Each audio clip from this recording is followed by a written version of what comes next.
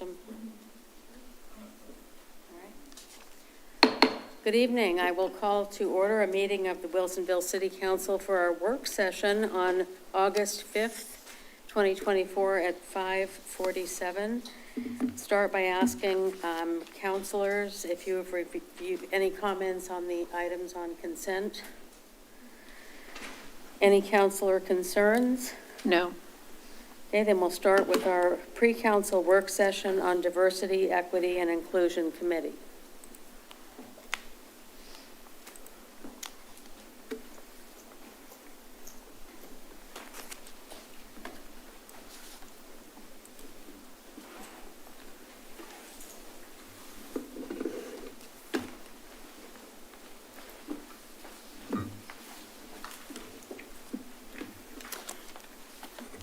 Thank you, Mayor and Council. I'm Zoe Mombert. I'm the assistant to the city manager, and I'm also the staff liaison to the Diversity, Equity, and Inclusion Committee. This evening with me is the Diversity, Equity, and Inclusion Committee Chair, Carla Brashear, as well as our Vice Chair, Erica Pham.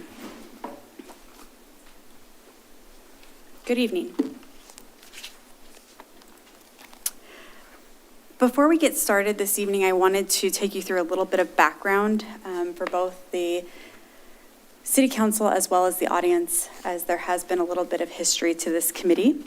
In 2020, following the death of George Floyd, community members started to reach out to the city seeking discussion, and through that, it led to a few Zoom discussions with the city. They were facilitated by a consultant, Bill De La Cruz, who had helped us through the development of our diversity and equity work. And in December of 2020, the City Council held an online listening session. From that, the community requested that the city develop a diversity, equity, and inclusion committee. And staff received that direction from council in January of 2021. With the assistance of our consultant and the community members, the committee bylaws, the original committee bylaws were developed and then adopted by resolution later that May. Following the adoption, the City Council appointed the first charter committee of 13 members, 11 adults, and 2 students. The committee then got to work on establishing their mission, their vision, and a strategic plan. The committee met monthly and took a great deal of care to identify the areas of focus. The committee's strategic plan, which was adopted by the City Council in July of 2022, included 3 main objectives. And those objectives included community engagement, creating a voice for underrepresented people in Wilsonville and effectively engaging the community. Objective 2 is communication and education, increase social media impact by using best practices already occurring within the city of Wilsonville and sharing community voices. And objective 3, inclusive cultural events, celebrations, and holiday recognitions, which identified increasing inclusive community events. Within those 3 objectives, there were 15 action items. And once the strategic plan was adopted by the City Council, the committee then prioritized that work, which the chairs will talk about in just a moment. Finally, I'd like to remind you that the bylaws were recently amended in December of 2023 when the committee requested that there be an additional item related to attendance added. So I'd like to turn it over to the chairs to talk about what they've been doing and their future work. What was the additional item? Attendance. They're within the removal section. They updated attendance. Good evening. I'm Erica Pham. I've had the pleasure of serving on the DEI committee since its inception, first as a member, then as the chair, and now currently as the vice chair. In that time, we've done a lot of things. As Zoe mentioned, we kind of had an initial session where we worked on what our strategic plan was going to be. We defined our mission and vision, and started working toward how we were going to work with the other city departments and boards to affect our mission. So these are some examples of some of the things that we've done in the last few years, and I won't go through everything in detail, but I'll point out a couple of them and how they fit into what our plan has been. So the first is that top left, community voices. This is part of our priority for communication and education. So this is an opportunity to bring different voices into the Boones Ferry Messenger about 4 times a year. We've had different people from the DEI committee write articles for that, and this one in particular was one from a community member who is not part of the DEI committee. Our June 19th celebration is something that we've been doing for a number of years now. This past year, it was a tremendous success. We had $7,000 in business sponsors, and I estimated over 200 people coming through and participating in the event that evening. So it was an awesome opportunity to extend that to the community of Wilsonville. And then finally, on the top right there, you've got the speaker series that we've been doing for several years now. And it's been an opportunity to bring in people with different lived experiences. Some have more professional backgrounds in that, and some are just members of the community. I actually spoke this year on LGBTQ+ experience. So it's been an opportunity to bring in people from different perspectives and let members of the community come in and better understand different people around Wilsonville. So everything that we've done ties back to our strategic plan. We've been excited about the traction that we've gained with the city and with those partnerships within the city, and even with like other communities like Westland. My name is Carla Brashear. I was appointed to the committee in January of 2023, and I just recently became chair. I was vice chair for last year. So I wanted to talk to you a little bit about future work. We are completing a street naming convention project, which we will present to you a little bit later this evening in greater detail. As Erica Pham had said, we started the speaker series, and we are continuing that series, which is one of my favorite events that we put on. I've learned so much from it, from community members that live here in Wilsonville. I also had the pleasure of presenting with my mom, who told her story of coming to the United States from El Salvador. With that said, I joined the committee because I'm Latina American, and my initial focus was going to be on Latino outreach, because Wilsonville has more than 10% of our community members that identify as Latino. We started Las Posadas event last year, which is an event that I've grown up celebrating in December, and I spent a lot of that evening just talking to other Latino families who live in Wilsonville, and the feedback that we got was incredible, and just making them feel a little bit more included in this community from just one event that we put on. So I'm excited that we're growing that event this year. We're hoping to get sponsors and make it a little bit bigger, and hopefully encourage more attendance, not just for the Latino community, but for all community members to come together and learn about other cultures and celebrate together. Juneteenth is growing every year. I've gone the last 2 years, and I've just been so impressed, and I've also had a great time, and I've been able to teach my children about the significance of that event as well. We also plan to continue to collaborate with other committees in Wilsonville, including ACHC on Pride Celebration, and I've also been talking to their chair about perhaps doing a city international festival or something along those lines. Can you define ACHC? Oh, I'm sorry. It's the Arts and Cultural Heritage Commission. Yes, so we just plan to continue to elevate marginalized communities here in Wilsonville. We've been very proud of our work thus far, and we're just excited to continue and hopefully grow those events that we've put on. And we are going to continue seeking your input and community input to see what we can do better. Thank you, Chair Pham and Chair Brashear. Before we take your input and questions, I just wanted to inform the council that the committee did go back and look at their existing bylaws before forwarding the proposed bylaws for your review this evening. They decided that there was only one section that should be updated, and that is focused on when the appointment of the chair occurs and when the appointment of the committee members occur. Most of our committees, we see the appointment of the committee members and selection of the chair either at the beginning of the fiscal year or the beginning of the calendar year. In this case, we have the appointment of the chair happening at the beginning of the fiscal year and the committee members being appointed at the beginning of the calendar year. So it is recommended that that be consistent, which is consistent with other committees. And that is the only change that was suggested. There are some cleanup items as well that came to numbering in the new section 2.384, which I believe was previously their section 6. And you'll also, if you were to compare this side by side with their original bylaws, you'll also note the establishment of the committee and those staggered terms has also been removed because that's no longer needed. So with that, we're here to take your input, suggestions, and answer any questions this evening.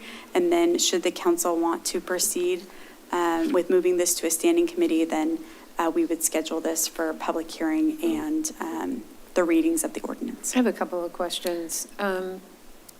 I know that you have 2 members of the committee that are high school students. How active are they? They're very active. I've been really excited about that since I've been on the committee, I would say we've had probably 4 or 5 different high school members. We've had 4 or 3 active. Okay, yeah, we had one that was not active, but like the ones that was in the beginning, the ones that we've had since the inception have been very committed, and I see them a lot. Like they regularly attend the events, like they're very engaged, and they've got very thoughtful feedback in the meetings, honestly. And I'm asking the question because I just actually have had the honor of being able to help review and matrix grade some of the scholarship applications through the Wilsonville boosters. And activities such as this are really important to a certain segment of our students. And a lot of these are future scholarship students. Yeah. And when I think about the positive impact that high school students can have on the future of the community and bringing in other members of their community, maybe their mom and dad and individuals who maybe wouldn't necessarily want to be involved in this, have you considered possibly increasing the number of high school students? We haven't discussed it. I think we would be open to talking about it. It is a great opportunity, and I have been very impressed with their commitment and their poise and their understanding of the topics. They've also, with the 2 high schools, so as I said, I joined in January of 2023, so I've only worked with 2 of the high school students that have been on our committee going on their 2nd year now. But they've also done a really good job of connecting us, the committee members, with, for example, Wilsonville High School. So That's where I'm headed. That's where I'm headed. So I attended an event for Dia de los Muertos there where I was able to talk to a lot of the Latino students. I was able to connect with their, basically their student Hispanic group, where I also did part of a panel to talk about career to the high school students. They've also assisted us. For example, with the Los Pasadas event, we tasked them with creating the playlist for the music. And giving us feedback on what they wanted to see at that event. So, and I know the Black student group was also has always been part of the Juneteenth event that we put on as well. So it's not just the students that are participating, but they are also engaging other groups and students as well. That's awesome. What I would love to see, and separate and distinct from this, is a presentation from you all about how that community outreach is impacting our community besides the specific events. So the relationships that you're building with the schools and how all of that's working and being able to present that, because I really believe that that's where the value of a DEI committee really can hit home, is when you're not just bringing in those individuals who are immediately interested, but you're bringing along like those high school kids that are involved and their friends, and then they drag their parents along, and, you know, and the cousins end up coming, and that story gets to be told, but it also builds into some of those other communities that DEI touches, like the LGBTQ community, that may not necessarily feel like that they have a place where they can fit in the community, and this allows them that ability too. So the more you can dive into that and the deeper you dive and present that to us, I would just love an update on it. Sounds great. We can do that. Absolutely. Go ahead. I have a couple items. Thank you, and thank you for the work that you're doing. I have 2 comments to make about the document.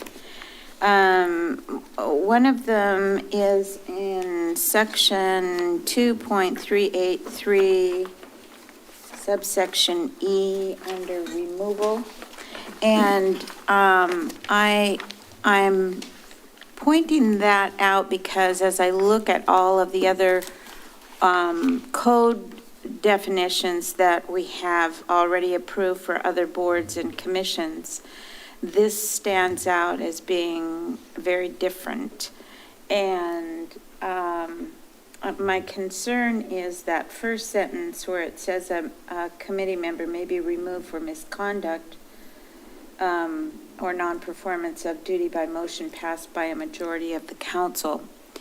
And I'm just concerned that the city council may want to not be engaged in determining what misconduct is of a member of a board and commission.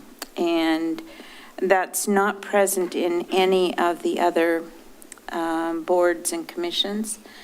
So there aren't provisions for that otherwise. I know that in the section that is on appointments, that is in section 2.382, that it states that the mayor appoints and the council confirms committee members who serve at the pleasure of the council. And I'm wondering if that isn't just enough language. And so I'm presenting that mostly for council consideration. And then the other one that I wondered about is there's a statement that is in the Parks and Rec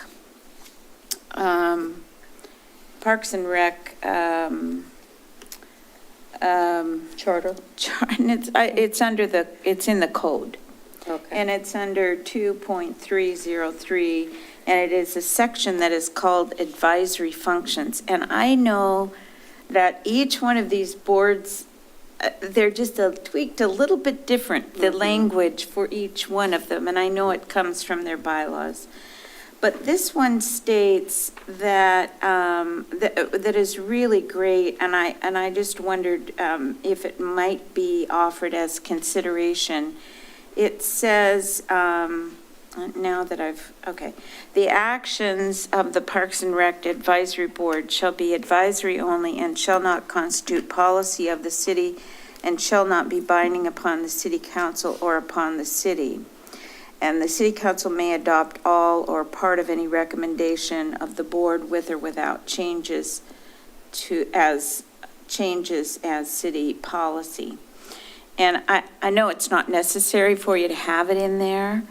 I just think that for the members of the commission, that it might be helpful to clarify the function in terms of it. And I think that the commission knows that those recommendations come to the city council. But they don't, that's kind of a verbal thing that you have to say to members, especially new members.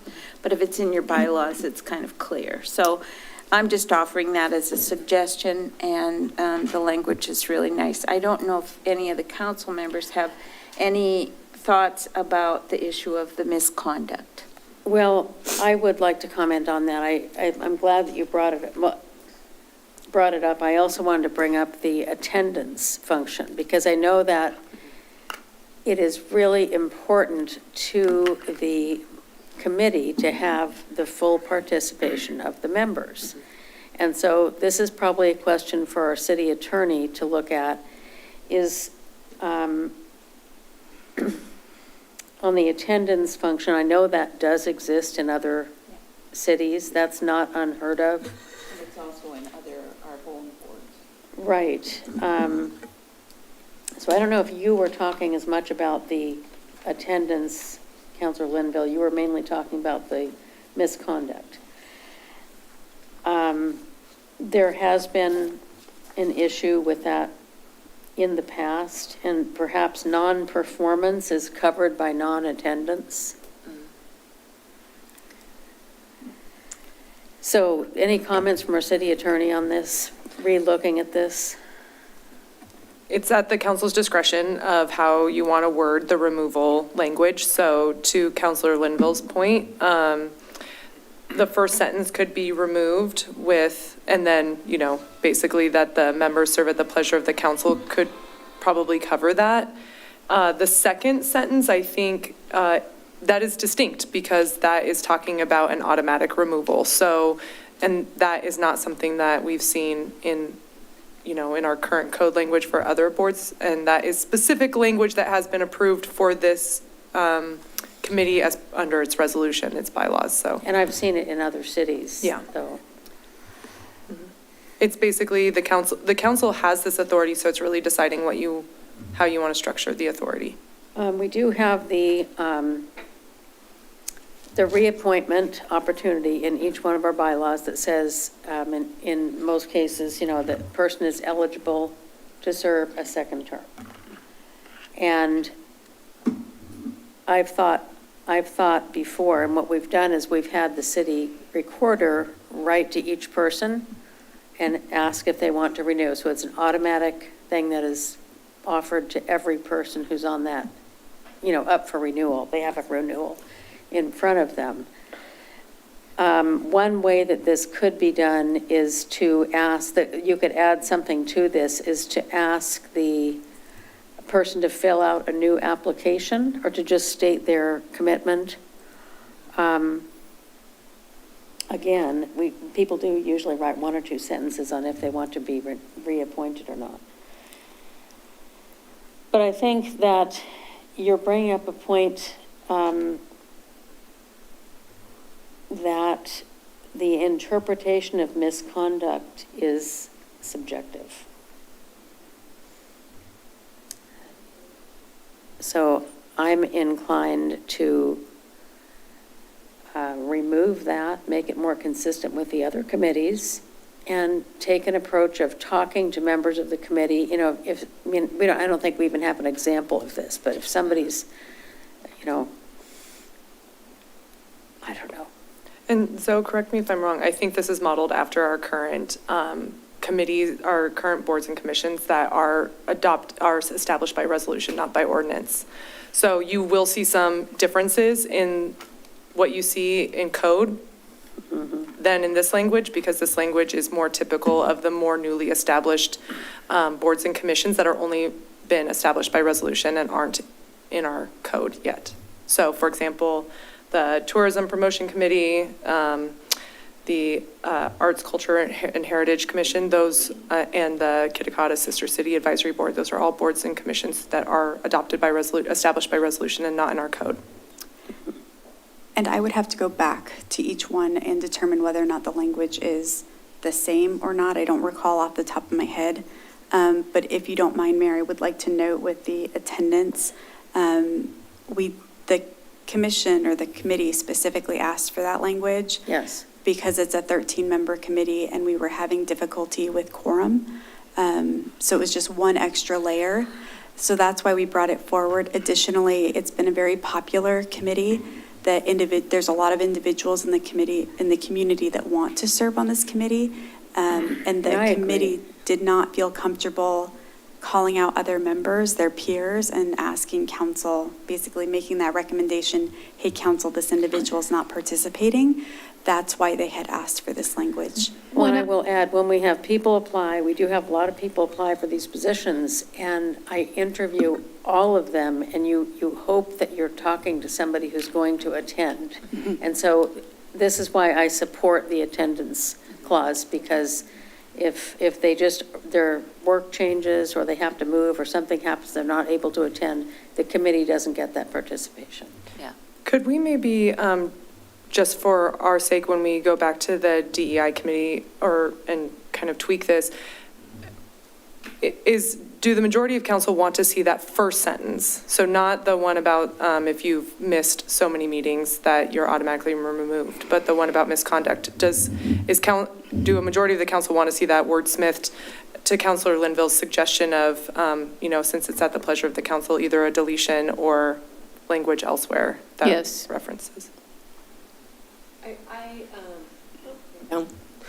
I would be curious, I understand the comments that are raised by the council members here, but I'd be curious if the committee has had conversation or dialogue about this already, so that maybe we could better understand some of the dynamics and thoughts that are happening within the committee currently. Yes, thank you very much. So the attendance particularly was a big concern of ours, which has already been addressed, and I appreciate your support in that. We do have the unique task in our committee where we want diverse voices to be heard, and that doesn't work if someone is not coming to the meetings. With the previous sentence on misconduct or non-performance of duty, I agree that non-performance of duty is redundant if lack of attendance. Misconduct is difficult to define. So I understand your concern in not wanting to be defining what misconduct means and judging someone from that. So I'm not opposed to removing that term. I am very passionate about the attendance policy. And Agreed. Yeah, I think that's what we as a committee have also landed on. Sounds like we have concurrence on that one. Can I ask a question? Sure. Can you expand a little bit about the timing of the chair appointment with the board appointments? Like, what was the thinking of separating the two, and has the thinking changed? I think, if I recall, it was more that so when the original committee was established, it was established, I believe, in around the fiscal year. And a lot of our committees, when we reviewed other bylaws, a lot of them appoint on the fiscal year. I believe the other two committees I work with appoint on the fiscal year. I think it was an oversight, but it is a little funny to have them be inconsistent, and I believe the majority of our other committees have their appointments around the same time, their chair appointments around the same time as their new committee members coming in. So I think it was probably an oversight. But we've been working with it thus far. We have our individuals appointed in January, and our chair is appointed at the beginning of the fiscal year. So we can work with either, but it was really just a cleanup item, and I believe it was an oversight when it was established. Go ahead. Can I ask what the idea is then as far as aligning those if a change is made? Like would it cut the chair short, or would it extend it? You know, because to bring that alignment, it would change the timing. This has been discussed with the committee, so should the council move forward, if the council were to move this to the code prior to the next July, or then they would then be under the new guidelines that say that at the beginning of the calendar year, your first meeting following the beginning of the calendar year, you need to appoint your chair and vice chair, and they're aware that if this moves forward, that they will need to do another selection of their chair and vice chair. So that would occur again, and we have confirmed that with the city attorney. Any other comments? Okay, well, thank you very much. Anything else to add? Do you need something from us that says, yes, we'd like to move forward with this being code, or we'd like to keep it as just bylaws and? We're not voting today. No, but we need to give them some direction, I think. We would appreciate the direction. So what I heard this evening, that should this move forward, if that's what the council would like to do, section 2.382E, you would like to see that first sentence struck. Councilor Linville did have comments on policy and whether that should be more clear or more similar to the Parks Board. I did check, and in section 2.381 purpose, A, B, and C talk about making recommendations to council or advising the council. So I don't know if that meets what you're looking for, but we can certainly reevaluate that if that's what the council would like to see. But then, yes, we would certainly like your direction as to, is this something you would like to bring back to you to add to section 2 of the city code, or is this something that you would like us to just leave where it is as a resolution? I actually have a question about that. So, City Attorney, this is more for you.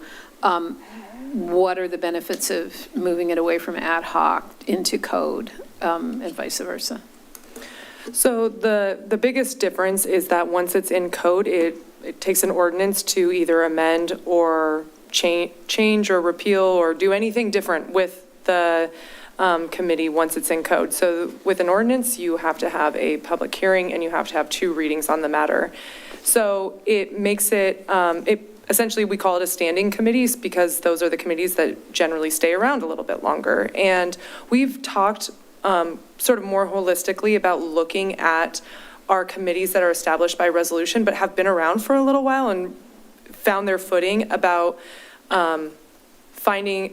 creating a strategic plan for them doing the same process of moving into a standing committee or looking at becoming a standing committee that's under our city code, just because it's essentially, for all intents and purposes, treated that way. And so the DEI committee has volunteered essentially to be the guinea pig in that process. But that's really the difference, is it takes more to do anything with regard to the structure and the responsibilities of the committee once it's in code, because you have to do it by ordinance versus resolution, which a resolution can be done at any time in a public meeting without a hearing. So they would be the first committee that would be in code? Well, the first we have other committees. So like I mentioned, the Arts, Culture and Heritage Commission, the Tourism Promotion Committee, and the Kitakata Sister City Advisory Board.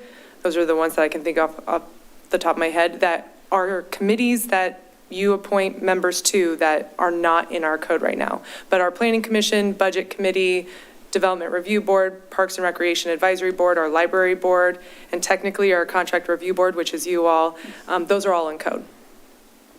Okay. Well, and the difference is if it's in the code, then it's more recognized as a solid committee with the city, right? Like Yeah. long-term. Yeah, I mean, it can always be, it can always change. It just takes more process to do that. But when we put bylaws, which is in essence this, they lose the flexibility to be able to make changes in the bylaws and. That's exactly right. And that's the only thing I have some concerns about, because we could define it in a paragraph, much like I think there's one at the end, and I can't remember which one it is, but it may be the library board. I'm not quite sure, but it's only like one paragraph, and it just defines what it is. It puts it in code, but it doesn't put all the bylaws, which is all of the organizational structure and the rules and all those other things, which you may want to have some flexibility to have those things change from time to time. I mean, if I was taking the lead on this, which I'm glad I'm not, thank you, is I would actually probably look at every single committee on there that's probably not the Budget Committee or Planning Commission or Development Review Board, because those are actually required by statute. But the other ones, and I'd probably clean up the code on them, because I don't think that there's enough Too much and it's detail. not consistent. But that's not the project that's before us today. And I would also, but you're right, the flexibility wouldn't be there, and that's why we specifically spent quite a bit of time with the DEI committee going over the bylaws to make sure they felt right, knowing that if an amendment is done, it's got to be by ordinance. So we got to try to get it as right as we can if we're going to move forward. Well, I'm glad we circled back to this again. I want to add another point that I think is important to this committee and also the Arts, Culture, and Heritage Commission. And that is that they have potential to, or frequently be a part of many different things that we do in our city. For example, thinking about ADA access and hearing from our committee members on the DEI committee about some of our aspects of ADA access that work well. But we also hear about some aspects that are very difficult and do not work well, make it very difficult for people who need to live using a wheelchair to get around our city, and we have that voice on that committee to help us hear that, so that when we plan our streets and when we plan where we're going to do our next improvement, the one that comes to mind is Brown Road, that stands a better chance of not being forgotten or sidelined. So that's the Diversity, Equity, and Inclusion Committee has a role in how we include many aspects of our committee in our community, in planning and policy and so forth. And then we're also, I think, going to start seeing the same thing with our Arts, Culture, and Heritage Commission, how we represent or don't represent members of our community in public art, in building, planning, and so forth. So I think this is a good first step, and I do agree that it has a good future by being a part of the code in a simple, succinct manner, as the city attorney described. Thank you. Any more comments? Yes. I just agree that, because I haven't gotten to say this yet, but that I really appreciate the work of this committee. I see that it is necessary. It's ongoing. This isn't like an in and out sort of thing. So it benefits everyone in our city. And so I see this as being important to our future for Wilsonville. And for that reason, I would hope that this could be a standing committee. As far as the nuance on being able to change the bylaws and what that process would look like and the pros and cons, I understand that, there's some weighing to happen there. But I do feel it's important that we are able to continue having this be seen as an essential part of our city of Wilsonville, because it is. Thank you. Thank you very much for those comments. Yes, thank you. Thank you very much. And we'll see some of you again Yes. later tonight. Okay, so we're now moving to our second item for the work session, Town Center Street Naming Policy.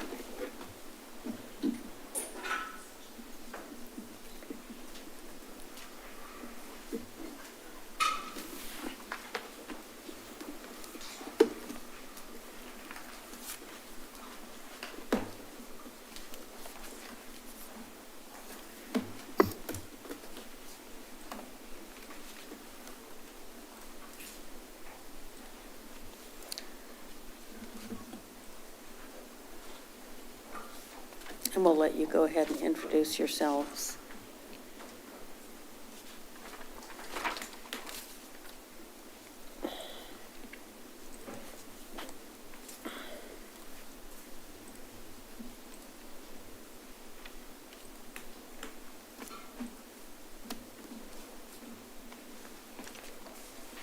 Okay. Good evening, Mayor Fitzgerald and Council. My name is Sarah Perlman. I am the Assistant Planner with the Planning Division and the Community Development Department. I am joined tonight by Amy Pepper, Development Engineering Manager, as well as Chair Carla Brashear of the Diversity, Equity, and Inclusion Committee, and Vice Chair Erica Pham of the DEI Committee as well. We have the pleasure of presenting the status of the Town Center street naming policy tonight, and look forward to your feedback and input. And so I just wanted to give kind of a quick overview of what we'll be talking about. We're here tonight to share this project and to request feedback from the City Council on the draft Town Center street naming policy and list of names. We'll provide some background on the development project that prompted the street naming project, the current citywide street naming policy, framework and guidance from the Town Center plan that informed this project, and the process that the DEI committee engaged in to date. It's still ongoing. We'll end with some discussion questions to help guide discussion on the policy criteria, the list of names, and the review process for new names. And so just to start with some high-level background, at the end of 2023, the Development Review Board Panel B approved the first application for redevelopment in Town Center.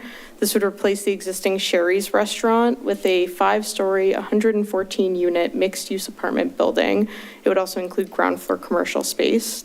This project involves the construction of a new local street on the north side of the property. And around the same time, the developer inquired with the city about possible names, what they could name this new street.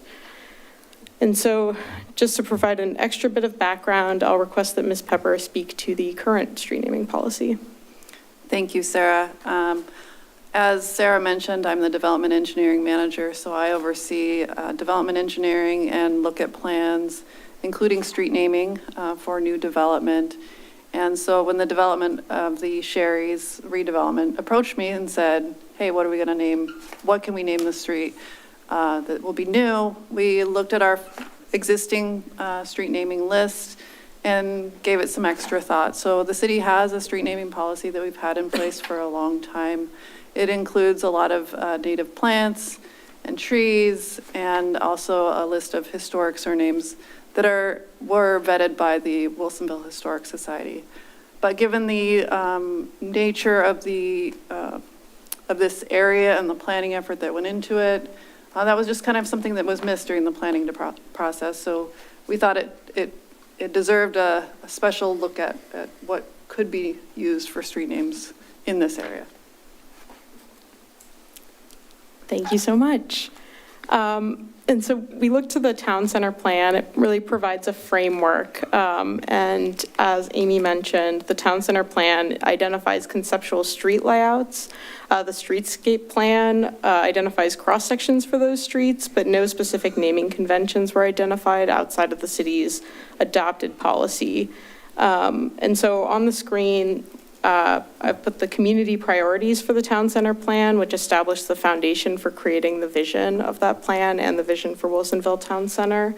And just wanted to highlight a couple important elements of that plan, including the multicultural plaza concept, inclusivity, town center as the heart or the hub of the city, an emphasis on community gathering spaces, the natural environment, and the town center is really an active and vibrant space that were all taken into account with this project. And so in September of 2023, staff asked the DEI committee for ideas on specific names and/or an overarching theme for street names in town center. Over the following months, the DEI committee discussed ideas and sought feedback from local tribal governments. Mr. Peter Hatch with the Confederated Tribes of Siletz Indians attended the DEI committee meeting in January and subsequently met with staff to provide additional feedback from one Indigenous perspective, with the acknowledgement that others may have different perspectives.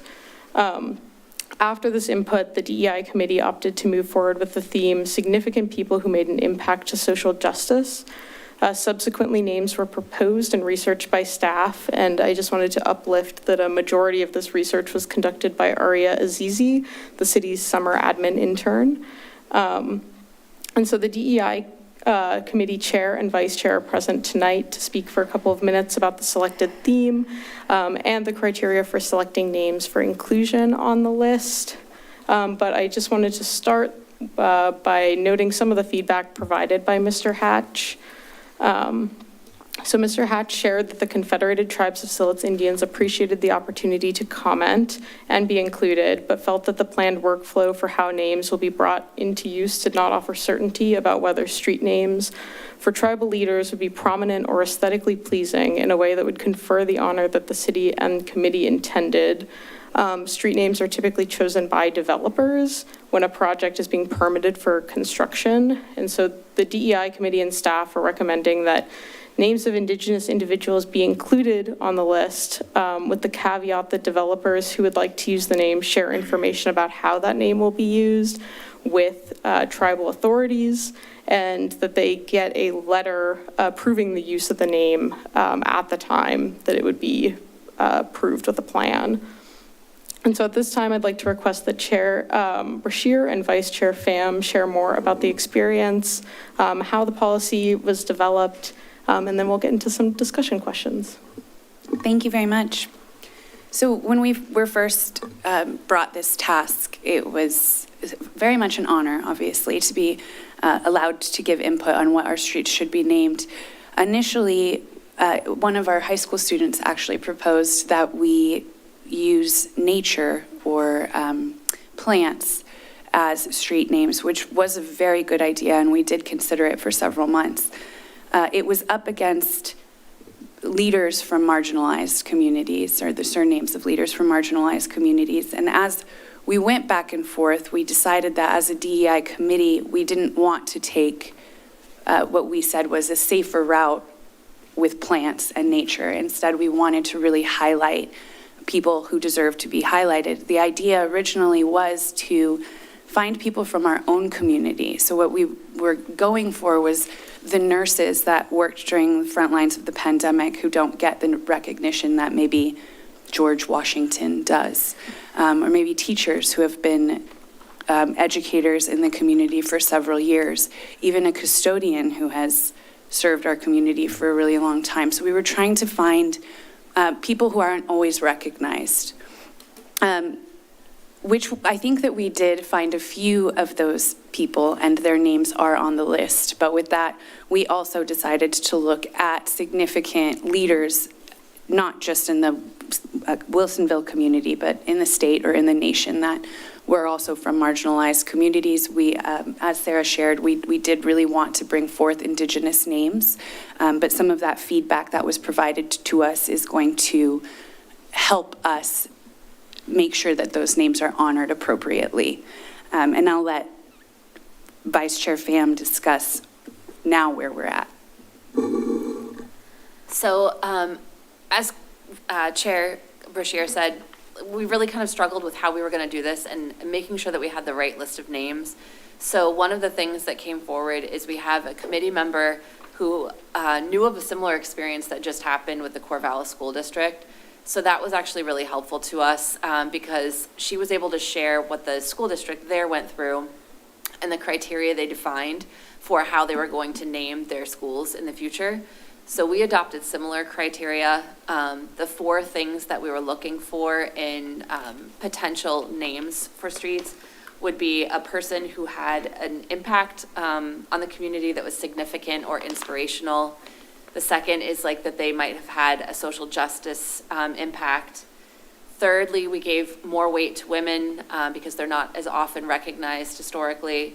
And then 4th, more weight to Indigenous people for the same reason that they're not often recognized historically. So we ended up asking the DEI committee to bring forward lists of names that they felt were impactful, people that they were aware of that might not typically be considered. We also looked at things like the Secretary of State's website for information because they have some recommendations of people to put forward. So we aggregated a pretty substantial list, although I will say it's not an exhaustive list. I think that's really the thing that we struggled with, is that we understand the significance of doing this, and we wanted to have a list of people that we felt like recognized a broad spectrum of different types of people from different backgrounds that aren't typically represented. So fortunately, with the use of that intern this summer, we've been able to have the intern take a look at that list and do further research that our committee members just didn't have the time to do, so that they can put forward a better understanding of who these people are and whether or not we think they should make the final list. So I believe what's included in your packet this evening is a draft list. Our DEI committee is going to start going through that at our meeting next week to look at whether or not there are any names that should be taken off of that list, because I think right now it's roughly 80 names. Our goal would be to have a list of about 30-ish names to put forward. Thank you so much. So I think that's a great transition into sort of the first discussion question here. There were 4 main criteria based on feedback that we had heard during the DEI committee meetings. We also included a connection to Oregon, which wasn't an official qualifier or disqualifier, but potentially a criteria that could be used, as well as surnames to keep consistent with the current citywide street naming policy.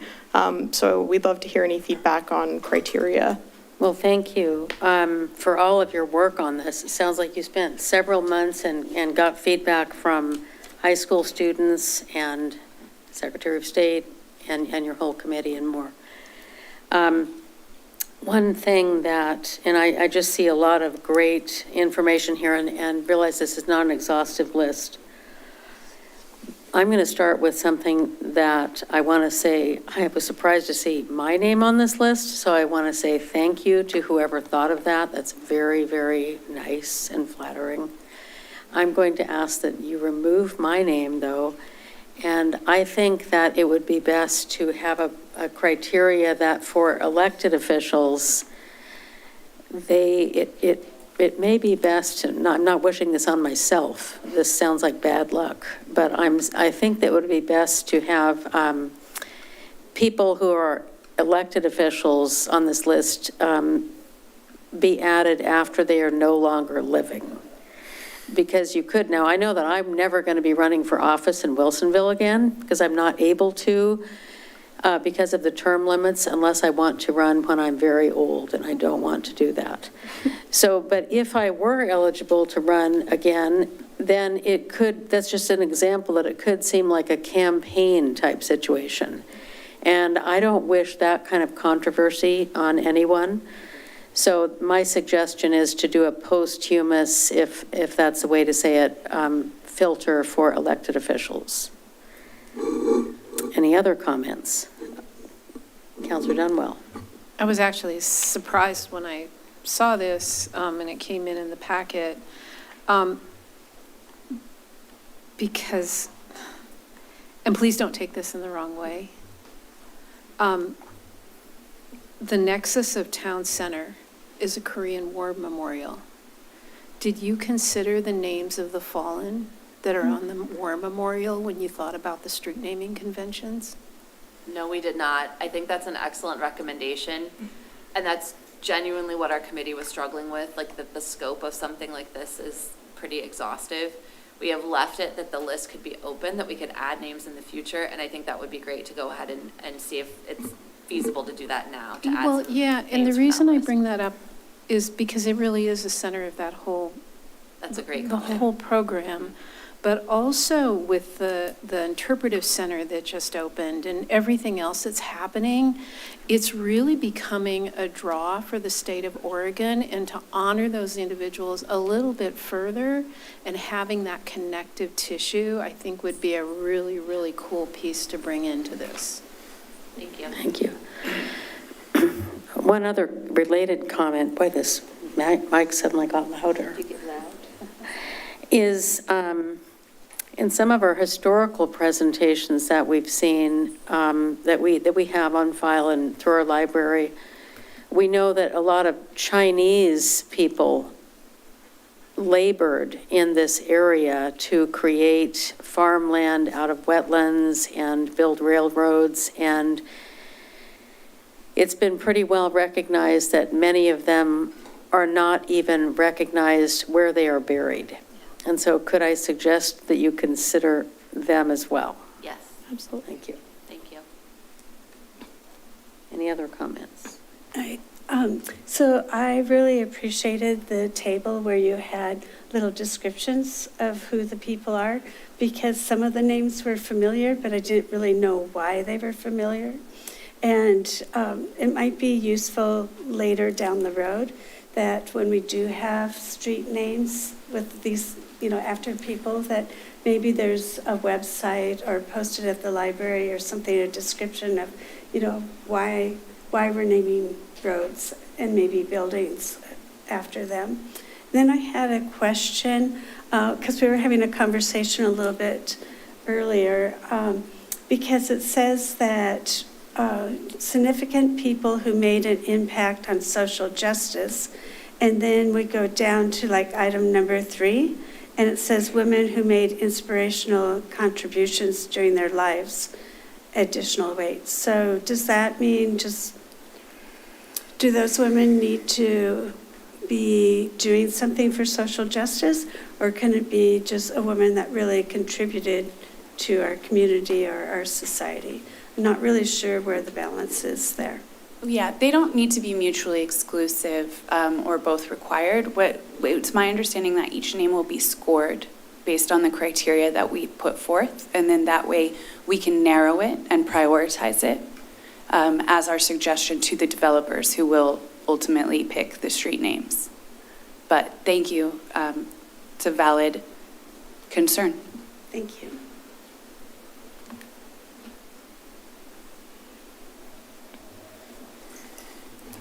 Question about, and this is great that we have everyone here to help work on this project.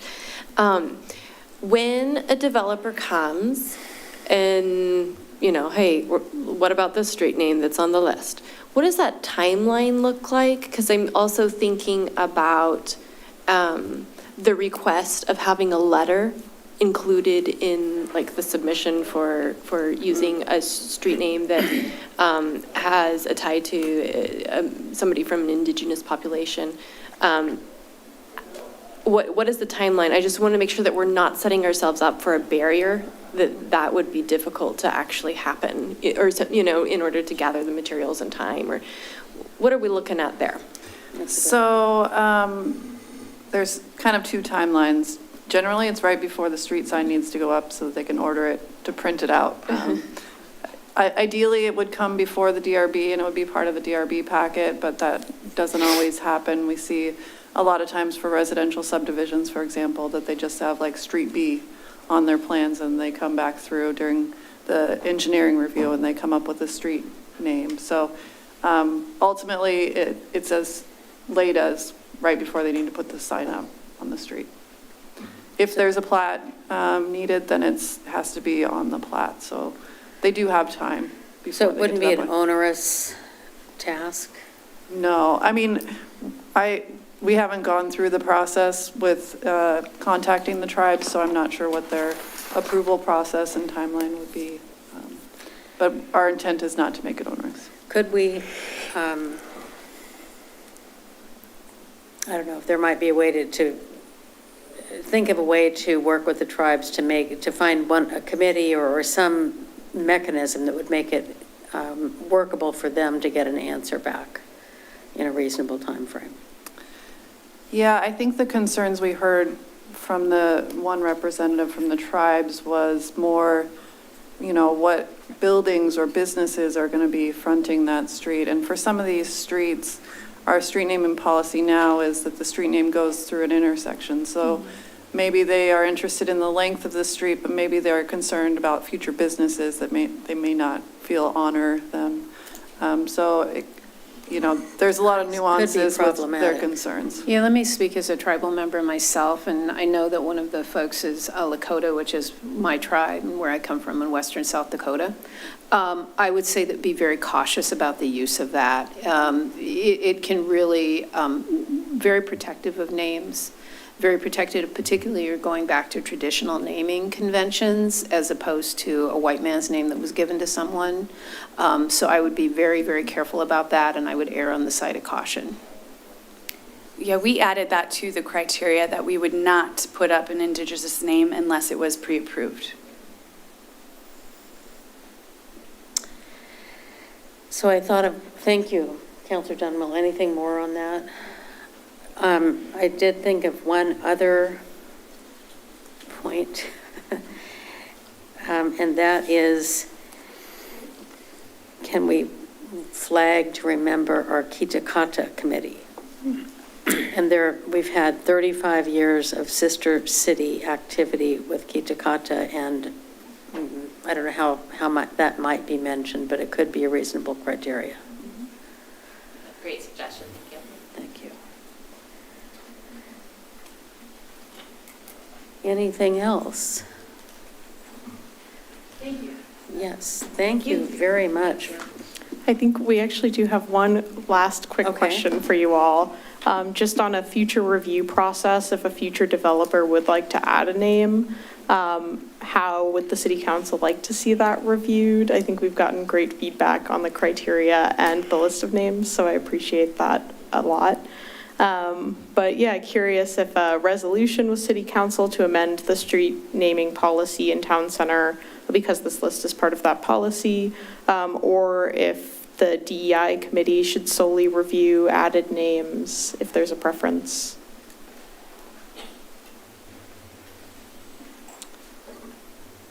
I would actually, my personal perspective would be, I would leave that up to city staff to perform your due diligence on that and not have to bring that up in front of council.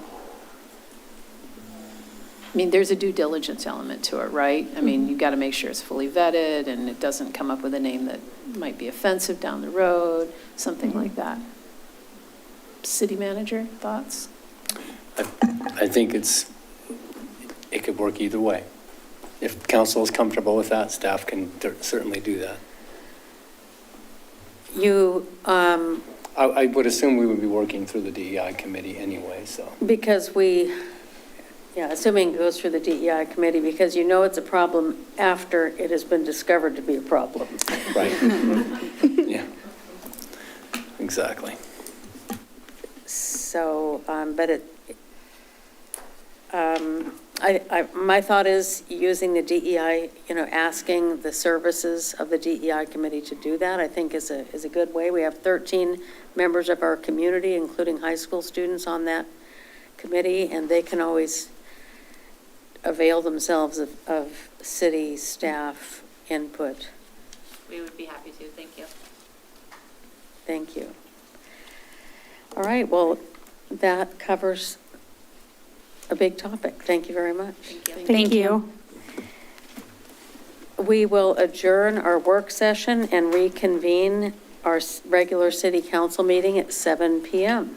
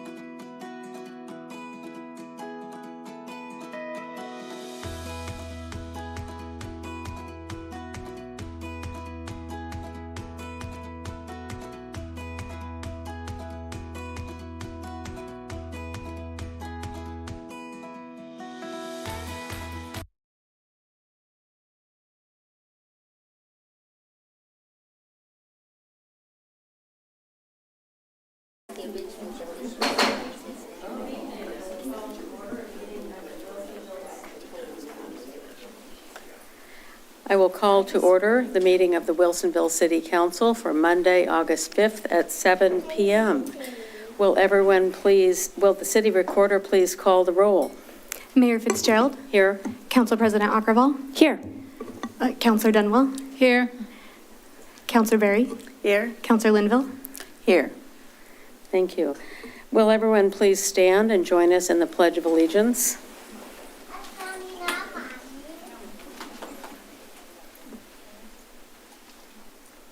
I pledge allegiance to the flag of the United States of America and to the republic for which it stands, one nation, under God, indivisible, with liberty and justice for all.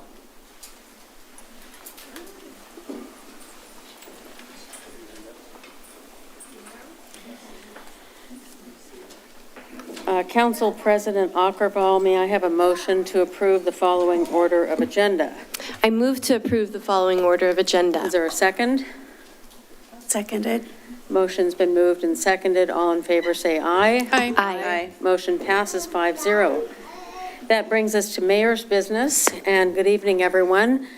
We've been having a pretty warm summer already and lots of activities around Wilsonville. I'm just going to report on a couple of main items that have been happening that I've participated in since our last meeting on July 15th. In July, I had the opportunity to attend the Oregon Mayors Association Annual Conference in Klamath Falls and also the Portland Metropolitan Mayors Consortium meeting.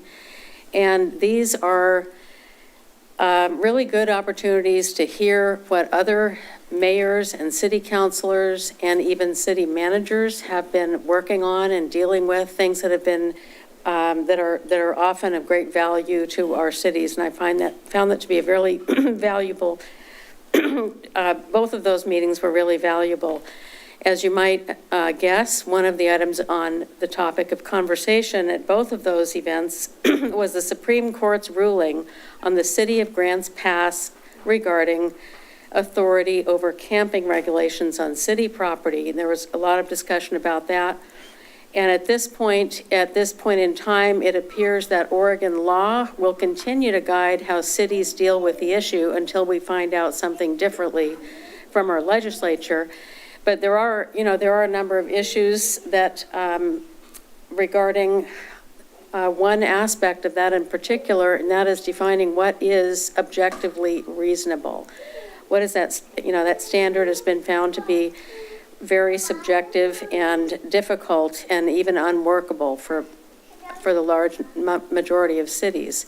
So I think the general consensus is this may be the source of extensive litigation unless the Oregon legislature deals with it. And I understand that is being planned for the 2025 legislative session, but I don't have the final word on that.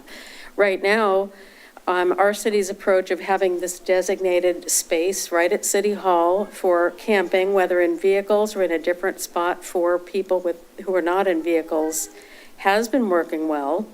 And just to recap, there's a lot of detail in our city ordinance about this that we passed last May, and also in the administrative rules. So we passed some rules that allow our city manager to be able to be flexible if we found, since we'd never done that, if there was some change needed, so that we could be flexible quickly, because the ordinance itself could take 30 days or more to change. As it has played out, the ordinance and administrative rules have served us fairly well, and a big part of this relies on how we work with Clackamas County. Clackamas County is the body that takes care of housing and health and human services. And as I've described before, we had a very good meeting that I asked to have the top 2 staff people from Clackamas County come and meet with us, with our staff over a year ago, or almost a year ago. Our Parks Department, our law enforcement, our city attorney. We had representatives from the Heart of the City there, which is a nonprofit, and also our food bank. And we all learned a lot about some ways that together we could do even more in terms of how do we connect people who are experiencing homelessness with some of the vast resources, financial resources that are available to them at the county level. And the county has been really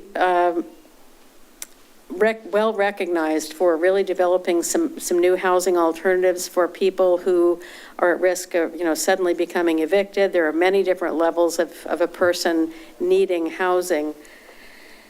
And as everybody knows, there's still a lot to learn in our region, in our state, with how to deal with mental health and addiction factors of homelessness. But here in Wilsonville, it's not easy. It's a constant effort, and lots of communication is always needed between our law enforcement, our city, and our county. But if I do want to talk a little bit about, that brings us to the housing, going into a different angle on this topic of homelessness. And that is that there were two initiatives passed by the voters in the recent years. One of them was a housing bond that Metro proposed, and it was voted in by the voters to provide capital funds for building housing. And Clackamas County has been participating in that. In fact, they have allowed some of those funds to help us build the transit-oriented development building. But all of those funds that were made possible by that by the voters' approval of that bond measure have actually been spoken for. So no more can be allotted for building additional affordable housing out of that bond for many years. And so as you remember, there was another initiative passed by the voters that is shortly referred to as a high income tax. And that is the one, if you want to go to Clackamas County, you can Google supportive housing services tax and read about that, get the most recent quarterly statement on how those funds have been spent. And those funds have been building up at a higher degree than anyone anticipated. I don't have the balance on top of my head right now, but it's in the many millions of dollars. And so Metro has been discussing with the Metropolitan Mayors Association and with the C4 meeting, which is the meeting of all the cities in Clackamas County, ways that supportive housing services funding that has been provided by high income generating businesses and high income individuals, how it can better serve the needs. And it is anticipated that there will be a measure on the ballot probably in May that would offer a change to the way those dollars could be used. And in order to make the general idea is to, first of all, probably lower the taxation rate. That's what I'm seeing. That's what I'm hearing. And also allow for some of those dollars to be used for construction, so that more affordable housing can be funded using those dollars. And there have been some polls taken, and voters, some of you may have received some calls in the polling that they did recently. I also want to recognize, so that's something that you'll be reading more about and hearing more about in the coming months. I will note that Clackamas County has been praised in our meetings with Washington County and Multnomah County and cities in those counties, because I think they are the only county, I know that they are, that has actually made it possible to give some of those supportive housing services funds directly to the cities. I don't believe we've received the money yet, have we? That's correct, Mayor, but the county has asked for the information, the performance metrics for each of the items that we received funding for, and we do anticipate that an intergovernmental agreement for the funds should be in place in the fall. Okay, and so the city of Wilsonville worked with Heart of the City, the Wilsonville Food Bank, and all of the parties that I mentioned and talked about. What are some things that could use funding in our city to address some of the most urgent needs regarding homelessness? And since I have this topic on mind, our city attorney has been head on this committee. Could you just summarize the $500,000, and I think it's over 2 years? Yes, that's correct, Mayor. So the funding is for a little over $500,000 over the next 2 fiscal years. The majority of, well, the largest amount is going to emergency housing, so motel vouchers and rental assistance. A portion will go for auto repair, gas gift cards, and gift cards to Goodwill for clothing for job interview preparation. And then a portion will go to financial literacy courses. And then a final small component will be the city is looking at installing personal device charging stations. You might have seen they look like poles that are either solar powered or connected to an electric system. We're looking at a pilot project of locating one in Town Center Park and one at the library. Thank you. Sure. That request and grant was written by the city of Wilsonville.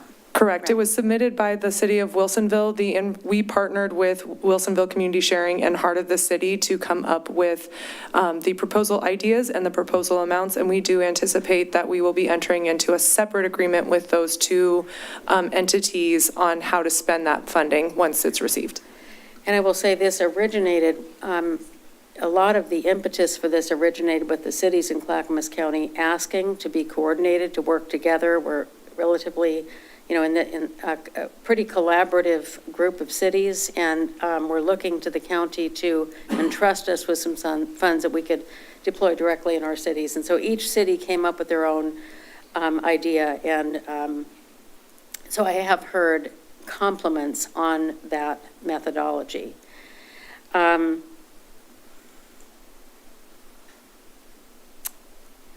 Okay, so I think we've covered that topic, but I guess I just did want to add, we have a lot of members of our Civics Academy here today, and I would ask you all to take it upon yourselves to go to the city website anytime you feel like it and type in, anytime anybody asks you a question, camping, overnight camping. You can read all of the information there. And if you're seeing problems, if you see someone camping on private property, you're wondering what to do, email the city and ask them about that. This is not something any one person can manage. Our camping code is about camping on public property. And our whole system was based on a value of getting people out of homelessness. So those are some of the strategies that you're hearing there. Is here, if we find somebody who is homeless here, what is our role to help them not be homeless? And it's been a good experience to see the progress that has been able to be made. Moving on to a different subject,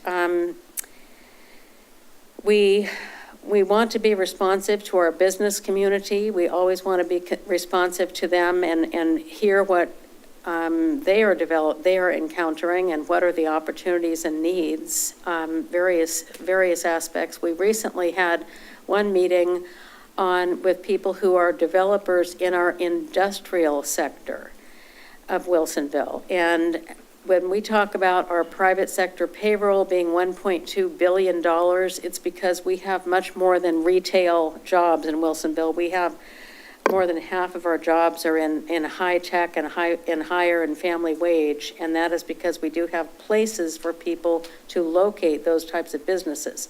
We also have more land available to do more of that, but it's not easy to have it develop. Some of it is it's early in the development phase, and so we're working on how that will work and how it can be most effective for our community and for development opportunities. So we've recently had a meeting with developers in that sector and toured the Basalt Creek and the adjacent North Railroad urban growth boundary areas that are designated as future employment lands, another term for industrial lands. So we asked a lot of questions, went back and forth, and saw some of the challenges that we need to work on. We also toured a little bit into Tualatin and Sherwood and saw some of their really great opportunities that have recently developed. And we do know that overall in our area, there is a shortage of industrial land, and some of it is zoned for industrial, but it's just not ready to be developed. So these are things of continual discussion. And as the Coffee Creek regionally significant industrial area continues to build out, we want to look proactively at future designated urban areas for job and employment growth. And one of the things that makes Wilsonville unique is that with that $1.2 billion payroll, that is something that significantly contributes to our general fund and our ability to have the parks, libraries, and services that we do in Wilsonville. And it is the envy of some cities who are just unable to find land. They're landlocked and just are not able to develop in that way. Along the similar lines, we also have a tour planned in the next couple of weeks with staff that I put this together regarding housing. There are lots of new laws about housing. They came on the books and we're developing the last few years, and we've worked very hard to maintain our home rule and our own voice in that. And with the housing shortage that you read about every day, there's just a lot of interest in how and where will housing develop. So in this tour, we have joining us staff from the governor's office and staff from land conservation and development, some housing development and real estate interests.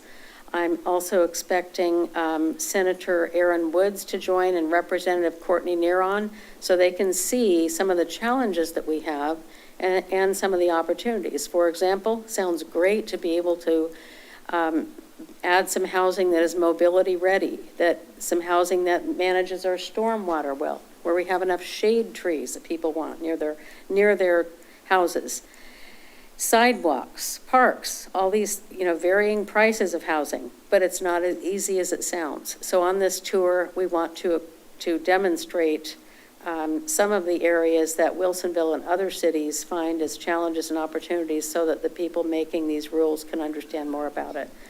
So we will tour the Frog Pond West. We will tour the Frog Pond East and South areas, Villebois, the area where the transit-oriented development project will be, and also Town Center.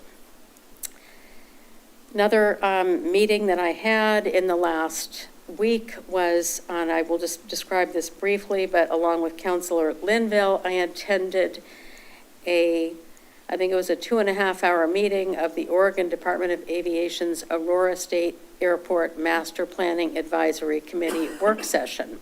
And I think, you'll hear more about that from Councilor Linville, who is a designated attendee, and I just attend that to listen. But we did hear during that meeting from the Department of Aviation that they have decided not to extend the runway.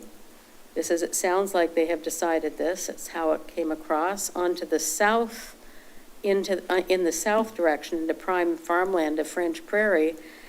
But on the other side, they do seem to be seeking extension of the runway by 500 feet to the north to accommodate more and larger, the larger, heavier aircraft that they call C2 and C3. The Department of Aviation also reiterated something we said in an earlier meeting, that they want to either move the Wilsonville-Hubbard State Highway 551 or move the air traffic control tower to accommodate the expansion of the airport. So these are multi-million-dollar projects, and it is questionable how many members of the public will benefit from that. And given the proximity of the Aurora Airport to other airports that are set up for the safe landing, safe takeoff, fueling, and everything for these larger aircraft, it remains to be seen why this small airport that has worked beautifully as a small light aircraft for many years needs to be expanded to handle these larger, heavier jets. But as part of this expansion, the Aviation Department is proposing to take over hundreds of acres of private property near the airport that includes land zoned exclusive farm use, rural residential, and industrial. So we'll find out more about that. I know that there's an organization that has a petition started, and that can be found at friendsoffrenchprairie.org, and the petition is, you can read all about what that is covering to get more information. Each month, changing subjects now, we talk about items on our diversity, equity, and inclusion cultural calendar.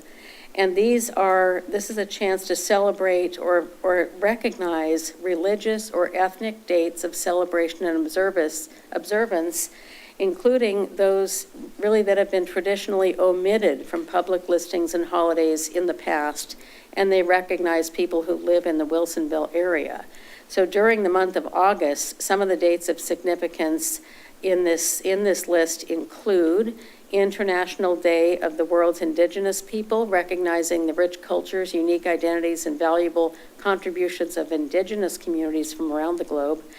And this day was proclaimed by the United Nations in 1994 to protect the rights of the world's indigenous population. Also, August 21st is National Senior Citizen Day. And so we celebrate National Senior Citizens Day to honor the contributions, wisdom, and achievements of our senior citizens. This day was established in 1988 by President Ronald Reagan. And it's a day to express the gratitude for the lives and legacies of older adults in our community and honor their lifetime of hard work and ensure they receive the respect and care they deserve. Along these lines, as we look at our housing needs analysis, by the way, I have a paper for people to pick up about it on the side over there. We continue to look at demographics, changing demographics in our area. And it has been, you'll see that our senior population, which we are honoring on Senior Citizens Day, August 21st, is going to continue to grow. And part of this I've read is related to health of people in the Pacific Northwest and in Oregon. They live longer than in other places. So we're going to have that community, part of our community, becoming a larger and larger segment over time. August 19th is also Raska Bandhan. It is a traditional Hindu ceremony celebrated in South Asia and around the world. Sisters of all ages on this holiday tie a rakhi around the wrists of their brothers, symbolically protecting them. And it means the bond of protection, obligation, or care. Now moving to a couple of events. Later this month, I will have the opportunity to address the Rotary Club of Wilsonville at one of their regular meetings. I look forward to that. And August 8th is one of our the next Rotary concert. They are looking forward to Hit Machine. We also have movies in the park. On August 9th, the movie Migration is being shown at Town Center Park. And the last one of the movies in the park is going to be Wish, shown at Lower Memorial Park in River Shelter. So it's nice that these movies move around the city. They begin at dusk, and you want to be sure to bring your blanket in the park. Just about through with this. Last item is that on August 22nd, on Thursday, we have Party in the Park. And this is going to be at Town Center Park. We used to call it the Community Block Party. It features some great entertainment, live music, family and kid activities, games and giveaways, food truck vendors, and engagements with city staff. This is an opportunity, a lot of you have probably been to this, where you'll see booths by different city departments, and they look to these gatherings to gather input, comments, and hear from people. And all of our Civics Academy graduates are welcome to help out with that by attending and encouraging people to take part in their city. So we have canceled our August 19th City Council meeting due to our schedule and travels, and our next meeting will be Monday, September 2nd, or excuse me, I want to say Monday, September 2nd is Labor Day. We are not meeting that day. So we are meeting on Thursday, September 5th, starting at 7 p.m. So that concludes my mayor's report. I may add some more later, but I want to now move to our much-awaited communications segment, and we're going to celebrate this is the 9th graduating class of Wilsonville Civics Academy. In the fall, we will start enrollment for the 10th annual Civics Academy, even though it's had a couple of different names during that time. So I'm proud to acknowledge there are 27 Wilsonville community residents who are graduating from this program.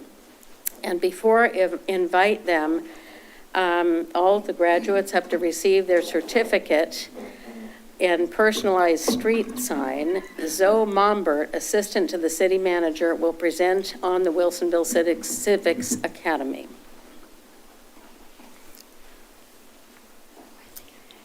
Thank you, Mayor. I'll keep this very brief, but I just wanted to acknowledge a little bit about the program for those that might not be familiar. I have the privilege of working with this group. As the mayor mentioned, this program started in 2015, and over 250 community members have participated in that time. The Civics Academy members join city staff for 3-hour meetings once a month over 7 months. So it's quite a commitment from these community members that self-identify to volunteer their time to learn about the community.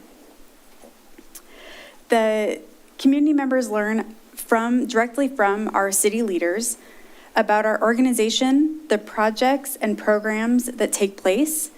The program is also designed to prepare our community members in roles in local government, such as serving on our local government boards and commissions, as well as area nonprofits.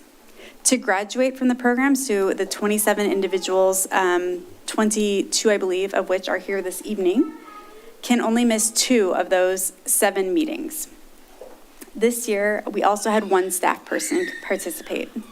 The Civics Academy offers participants the opportunity to learn again about our programs and operation. And before we recognize our graduates, I'd like to acknowledge a few participants that had 100% attendance. Those are Brittany Stanley, Dwayne Fromart, John Fogarty, John West, Justin Evans, and Melanie Wiley. And with that, I'll turn it back to the mayor for the presentation. Thank you. So we're going to choreograph this.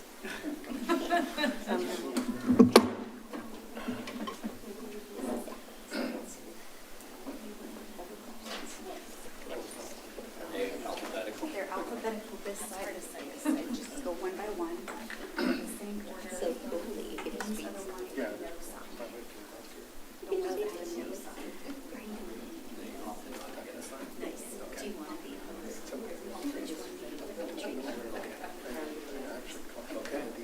Do you want to use the microphone? Well, I better wait. I can hand you the sign after you read the names. How's that? Okay. We're starting with Sienna Brown.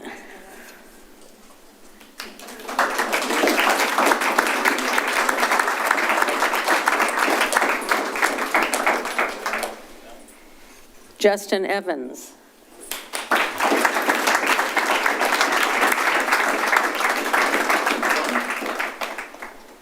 Thank you.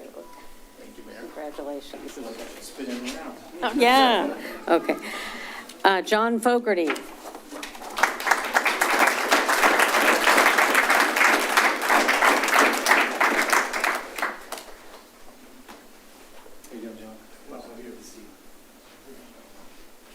Congratulations. Dwayne Fromhart. Dwayne Fromhart. He's going with that.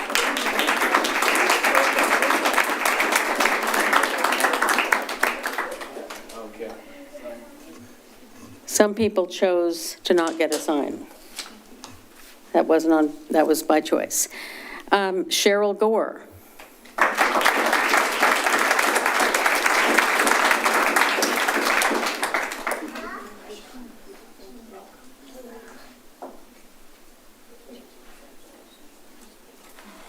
And Randy Gore.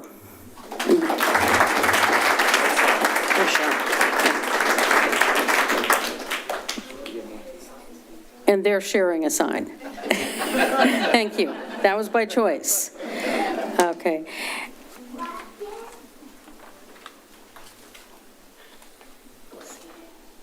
There's something written in here. Helen Hamilton.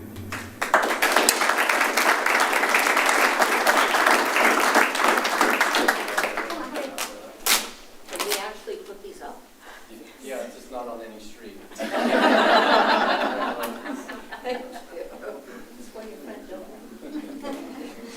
Katie Harrington.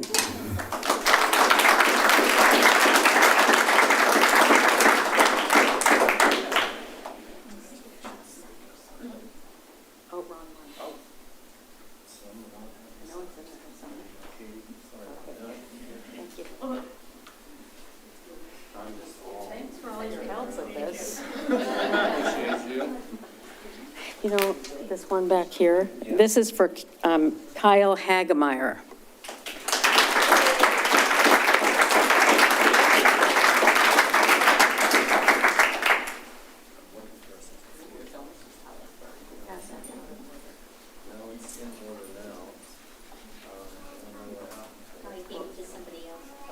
We'll start with this. Thank you. Okay. Alex Hansen.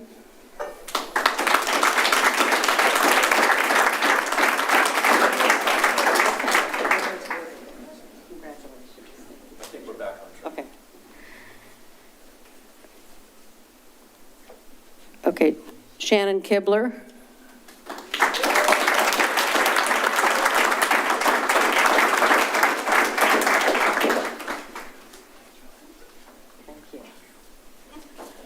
Glenn Lancaster.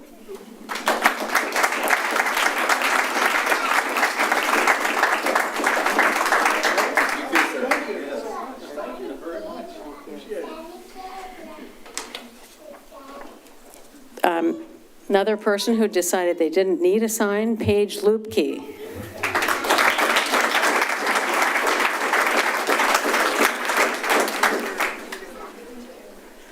Congratulations. Cynthia Pellegrini.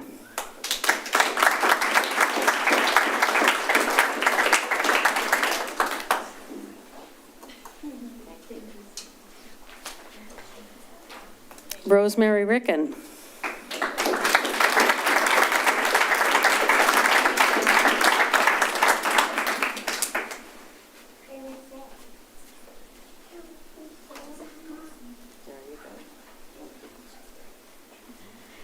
Janice Sanford.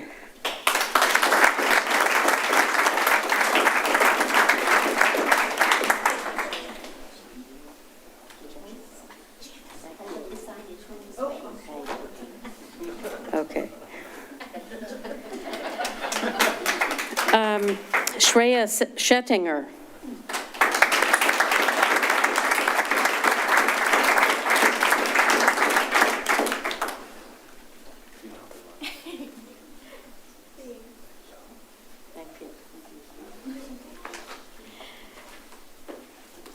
Brittany Stanley.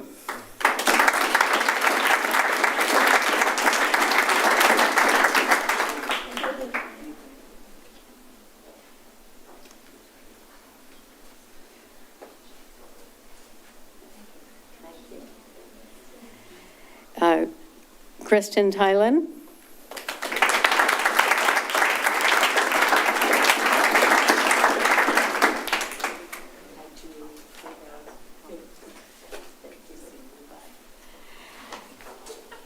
John West.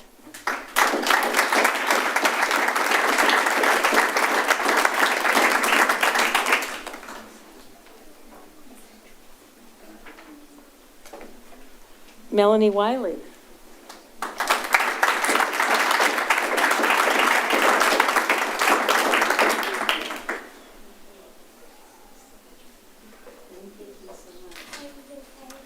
And Cassidy Young.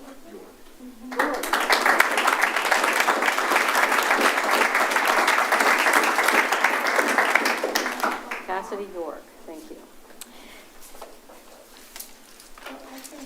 I think I've got everybody. Is there anyone here who did not get a certificate or a sign and should have? Okay. Well, congratulations, everybody. What I think we should do now is give this whole, before we do this, we're going to take a picture. Have we decided this is a better place for the picture with the logo? I think that's the, yeah. Okay. So let's give everybody a big round of applause first.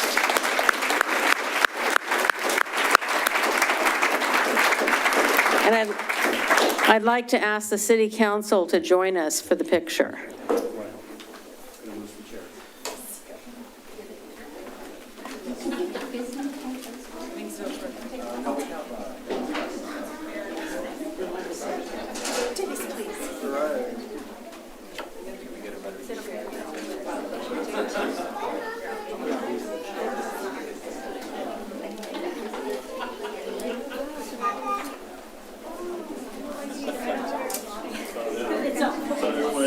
Tall in the front.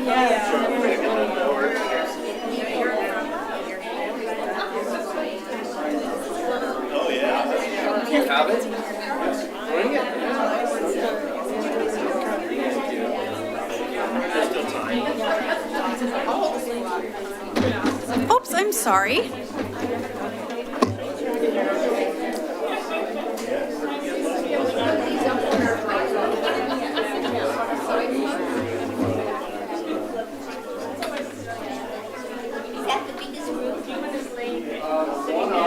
I think the first one was the biggest. We had 35. Yeah, a group this big, we. Once you go in here, this would be better for a cut bait. You know what? We're going to have to amend our, we're going to have to do it in here. 'Cause you guys, There's too many. Too many of them.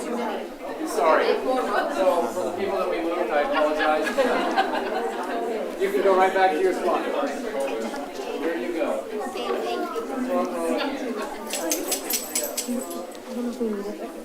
There should be a backdrop in here. Okay, yeah, if you can find it back.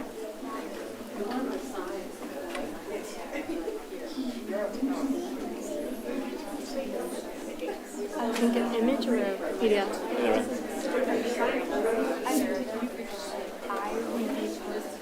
Expand, right? That looks good. I need to do something here. Like make it bigger? Nope. All right, so I would say generally if you're tall, get toward the back. If you're not, get toward the front. And use that whole space back there if you need to. That's a good idea. Unless they're really short. I don't want to get stuck back here in the picture. Get on my knees then.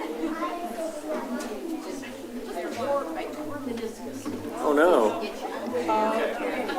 All right, we're just gonna get this wheel out of the way. Now, there's a lot of cameras, but mine is the one you have to look at first. This is the official. So on 3, 1, 2, 3. Now stay put, because other people want to take some pictures.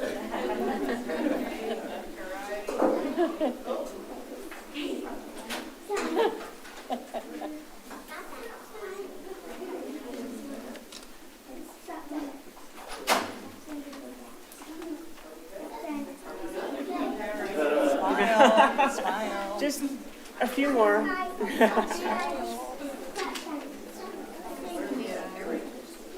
I'm live right now on Instagram.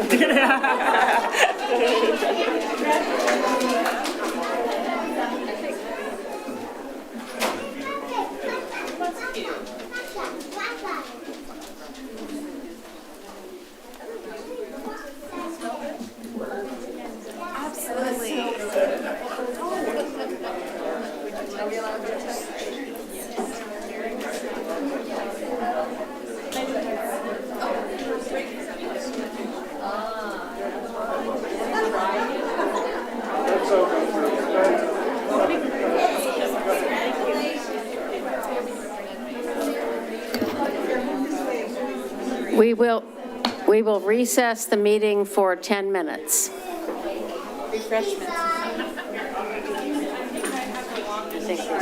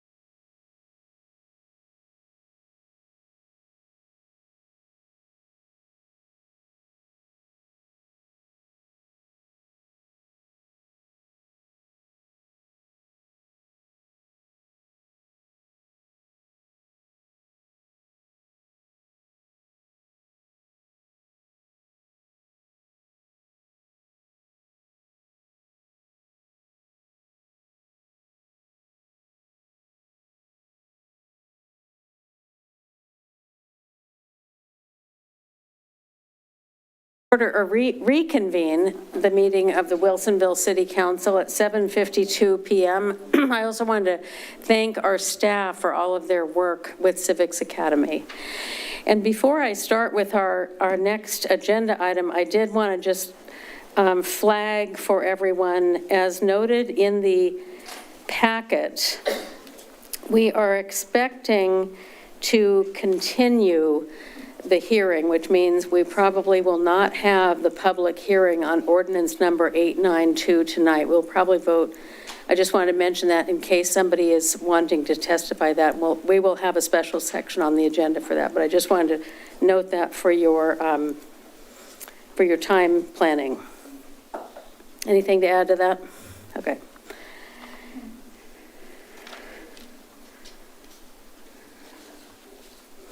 So we now have a presentation from our communications department on the community survey results with Bill Evans. Hi, good evening, Mayor and Council. I'm Bill Evans. I'm the Communications and Marketing Manager for the City of Wilsonville. And for the fourth time, I believe, I have the pleasure of presenting some good news from the 2024 Community Survey.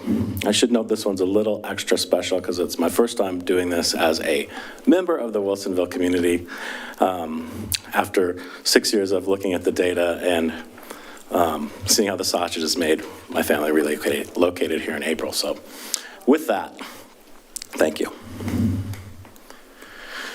Every 2 years, the city collaborates with a company called Polco based in Colorado to administer the National Community Survey. It's been called different things, the National Citizen Survey, the Community Survey.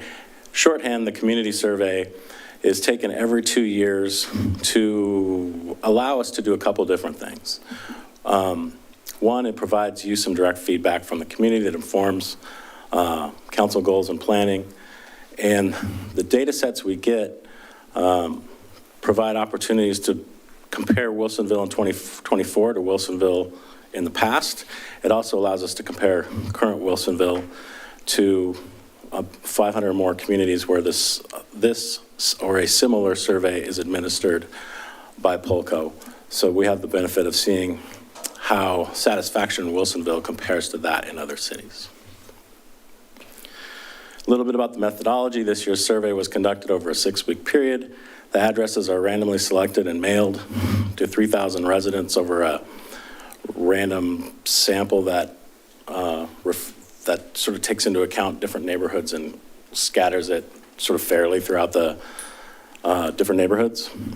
I will note that once the 422 surveys are returned and they do the data analysis, they look at the data, and when they see that it might include more responses from some groups than others, it weights the data to better reflect the community at large. All that methodology is in the report in your packet. As far as the presentation of this survey goes, most items you'll see noted with a percentage score. Generally, that percentage accounts to positive responses. So it's about the quality of a program. Do you consider the program excellent or good? It counted in that positive response. Like every survey, there's a margin of error. With this, it's 5%. So any answer within 10%, which 5% either way, is considered similar, either to a past response or to another community. With that, the way the survey operates is Polco gathers information about livability, and they do that under 10 different facets, which you see here on the screen, to determine people's satisfaction with programs, amenities, and aspects of local governance. This piece here repeats those 10 facets of livability, but it sort of notes the importance and the quality. Where you see that darker green, our quality in those areas is perceived by our residents as above the national benchmark. The other item of interest here is where there is a quote-unquote performance gap, where the importance is higher than the quality score. It's not necessarily a bad thing, because as you can see, those 72% scores are in line with the benchmark, but those are areas where they suggest resources could be allocated in the future. I mentioned that one comparison that this data allows us to do is to compare with other communities. And because of that margin of error, a lot of the responses are going to be within that 10% and quote unquote similar. What's great, and what's always been great, I think, ever since I've been the one delivering these results, is where we're differentiating from the benchmark, we're almost always, there's way more positive ratings than there are negative ratings. We'll get into some of those here in a minute. And then again, that trends over time. Our comparison of Wilsonville 24 compared to 2022 yields some interesting information as well. And again, you know, by more than 2 to 1, where we deviate from the benchmark, ratings tend to be more positive.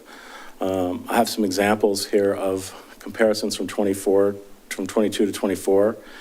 These show the highest increases in ratings and the highest decreases in ratings during that, since that survey was last administered 2 years ago. And what I love about this chart is it really demonstrates the cause and effect between actions the council has taken and work the staff has done to directly impact those scores. If you can see, the DEI committee was established and people feel like we're doing more to respect, or more people feel that we are respecting and valuing residents from diverse backgrounds. Our Wilsonville Ready campaign has been now 2 years and on a third of delivering monthly emergency preparedness information to residents via social media and the Boones Ferry Messenger. We've spent a lot of, our planning department spent a lot of time and effort working on housing programs, and that is impacting the perception of a variety of housing options, and then the overnight camping regulations I threw in there too. That number, not statistically significant, but establishment of overnight camping regulations demonstrates taking care of our most vulnerable residents. So some of the key findings from the survey, and I'll give you, I think, 4 or 5 of them here. The first, which is always the case, and I hope Dwight is somewhere listening, SMART continues to deliver just about as well as any transit organization in the nation. The scores here for bus and transit services and ease of travel by public transit are among the highest of the communities surveyed.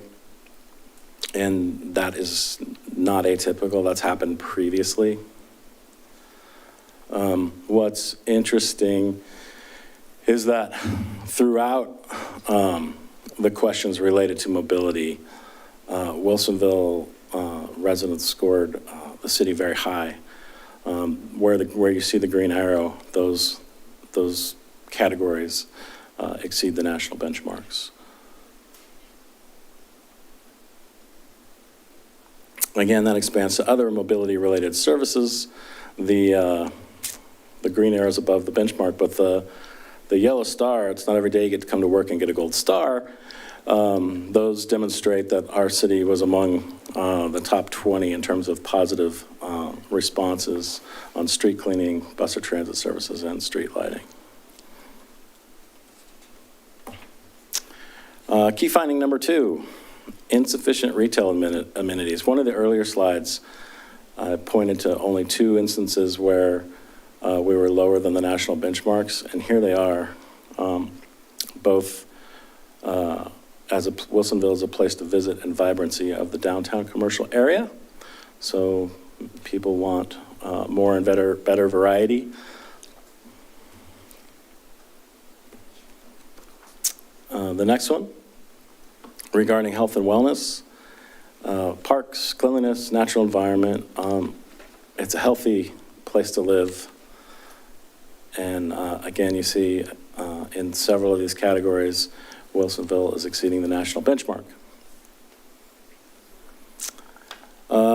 This one has some good news and some bad news. Many feeling the economic pinch. I included percentile scores on these so you can see that in many of these categories, residents here are feeling the economic pinch more than in other places. I don't know, because I have not compared our data to other communities in the Pacific Northwest, if that is regionally significant or specific to our community. But as you can see, there are a lot of people feeling the lack of availability of assets like child care, mental health care, areas where I know the Staffing Council have spent some time and consideration to make some improvements. The last note down there, I think, is some cause for optimism. In 2022, 1 in 6 expressed optimism about the economy over the next 6 months. That's up to 1 in 4, still a very small number, but there is more optimism than there was 2 years ago. For context, 2 years ago, we were right in the thick of COVID, and so throughout, like, looking at past data, from 20 to 22, there was a lot of stuff that went down. Across the board, those numbers are starting to creep back up. It's a city of great services, and all of these things are kind of the core services that I considered when and others consider when deciding where they want their kids to be raised, their families to live. And in all but one of these, we again exceed the national benchmark. And of course, the one we didn't, 93%, is a pretty overwhelmingly positive score.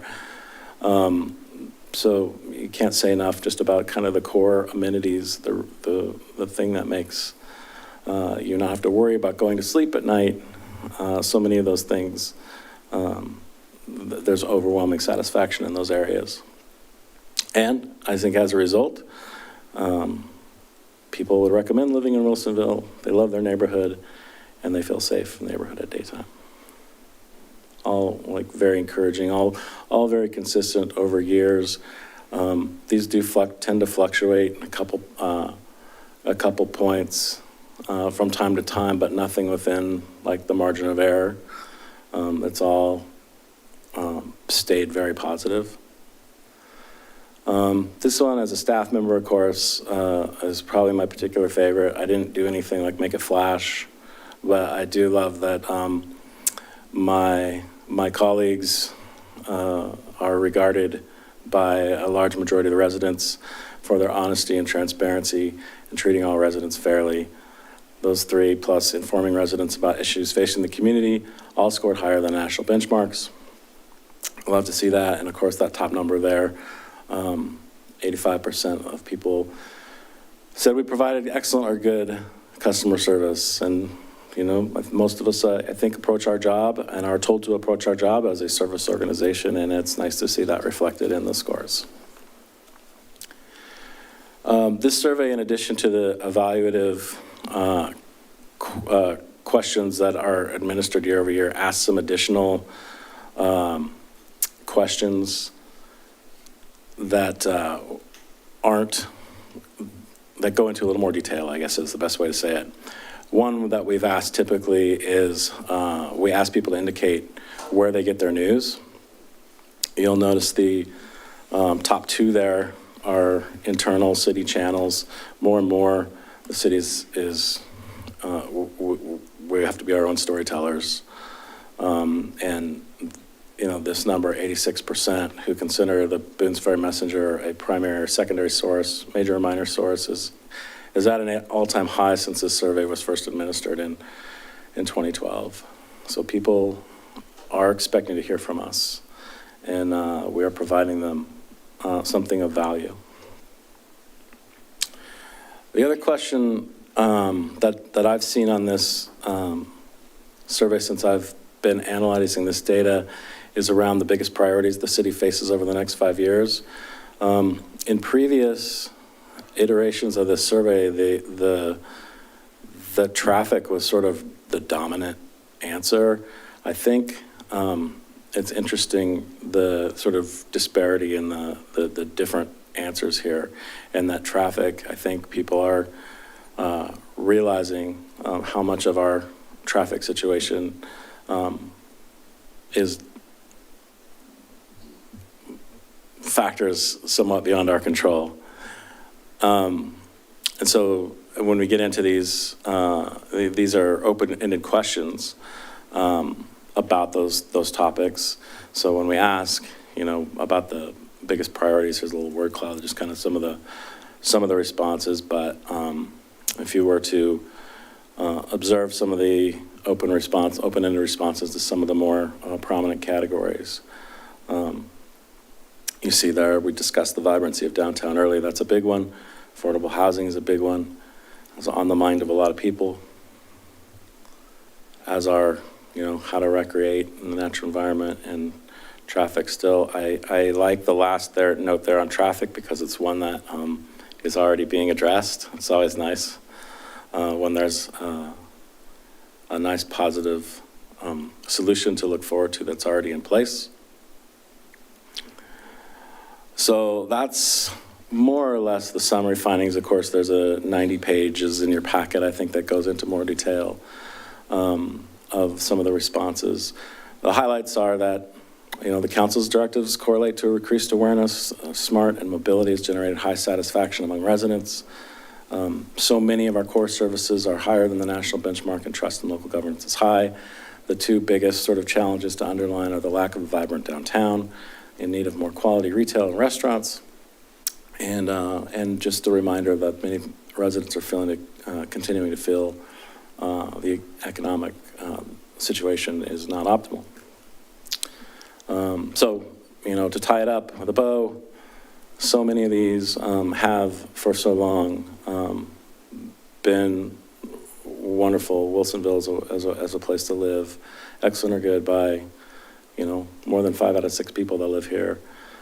Quality of life, place to raise kids. Wilsonville provides a high quality of life. That's a nice in summary. As always, or at least for the last couple of times we've done this, I want to give a big shout out to the participants in the Best of Wilsonville photo contest, because they make the presentation look so much better than I could.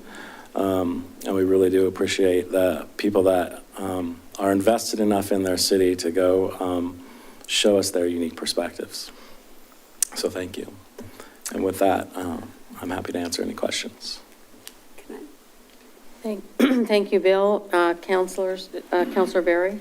Thank you for that presentation. I love seeing the survey, as we see it year after year, and how the answers stay steady and maybe a little bit of change. The highlight for me was seeing that in a couple of the categories, we really are excelling. And you mentioned that we were in the top part for all the cities that were being surveyed. I was wondering if you know how many cities were being surveyed.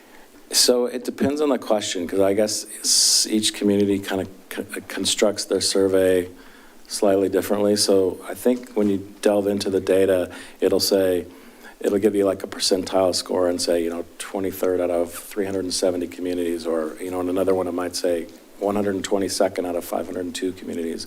So it's not necessarily the same from answer to answer, but where they have an answer, they'll include a percentile in where we rank.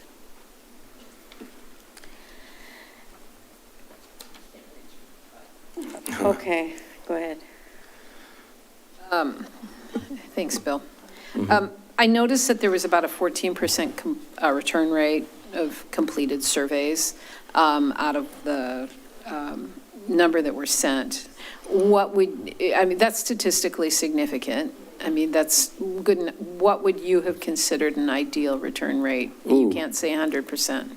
Well, on the back end administration, I have not been the point person with Polco to sort of understand. So I don't know if you have any additional information on whether or not they zero in on a certain number. But I think this is more than we had 2 years ago. And And again, it's a statistically significant number, but I don't know if they have a target that they're shooting for. I was pleased that you also made sure that we had a measurable representation of apartment dwellers also that are in multifamily housing, because that is a critical part. And as I say over and over and over again, it is a segment of our population that is not necessarily heard. So listening and to hearing their thoughts, I think, is material to us as we move forward. Do you have a comment? Well, I was going to comment on the slide about the insufficient retail amenities, which I have noticed myself. But that shows me, and I completely agree, Wilsonville as a place to visit got a very low, it was down, it was 48%. Great things to do when you visit here. I just heard from somebody who came from Central Point, Oregon this weekend for a soccer tournament, and he was over at the high school and just had to contact me and say how beautiful this city is. And, we hear that all the time. But I think in terms of a tourist destination, we know that we are lacking in shopping and gathering places. And I think that's one thing that we see. We have plenty of great places to gather in parks. But, variety of businesses and service establishments, shopping opportunity, vibrancy of downtown commercial area went down. That does not surprise me.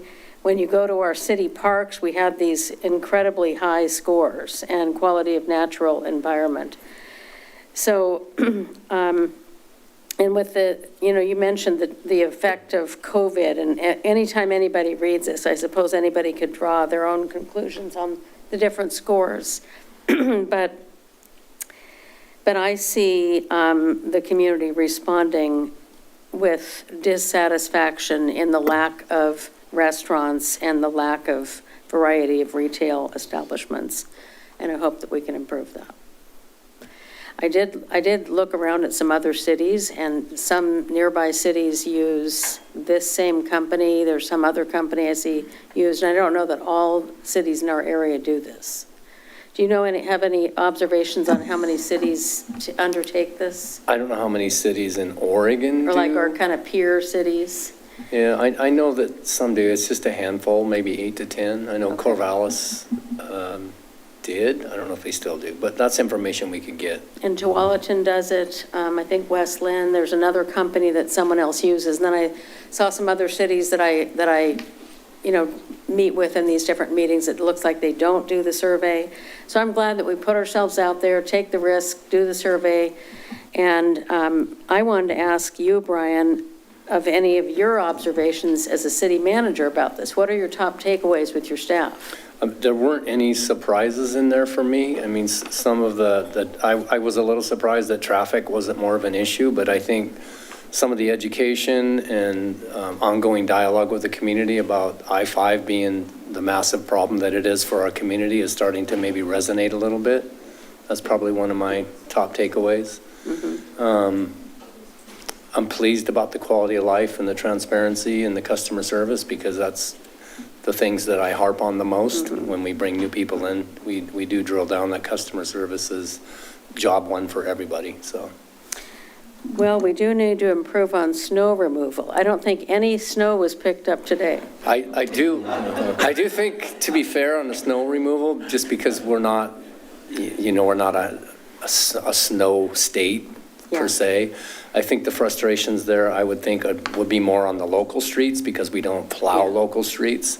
So I understand that. Anytime there's a snow event that lasts more than 3 or 4 days, like we had last year. It's frustrating. It gets frustrating, but we just don't have the resources to do local streets. And I did want to ask you about the comment on, I do a lot of walking, as you hear, because you hear from me a lot. Yes, you're a popular person in our CRM system. I'm the primary sidewalk monitor, but we did see a decrease in sidewalk. Do you have any comments on that? I don't know what's driving that, but I think that's something we need to definitely look into. Okay.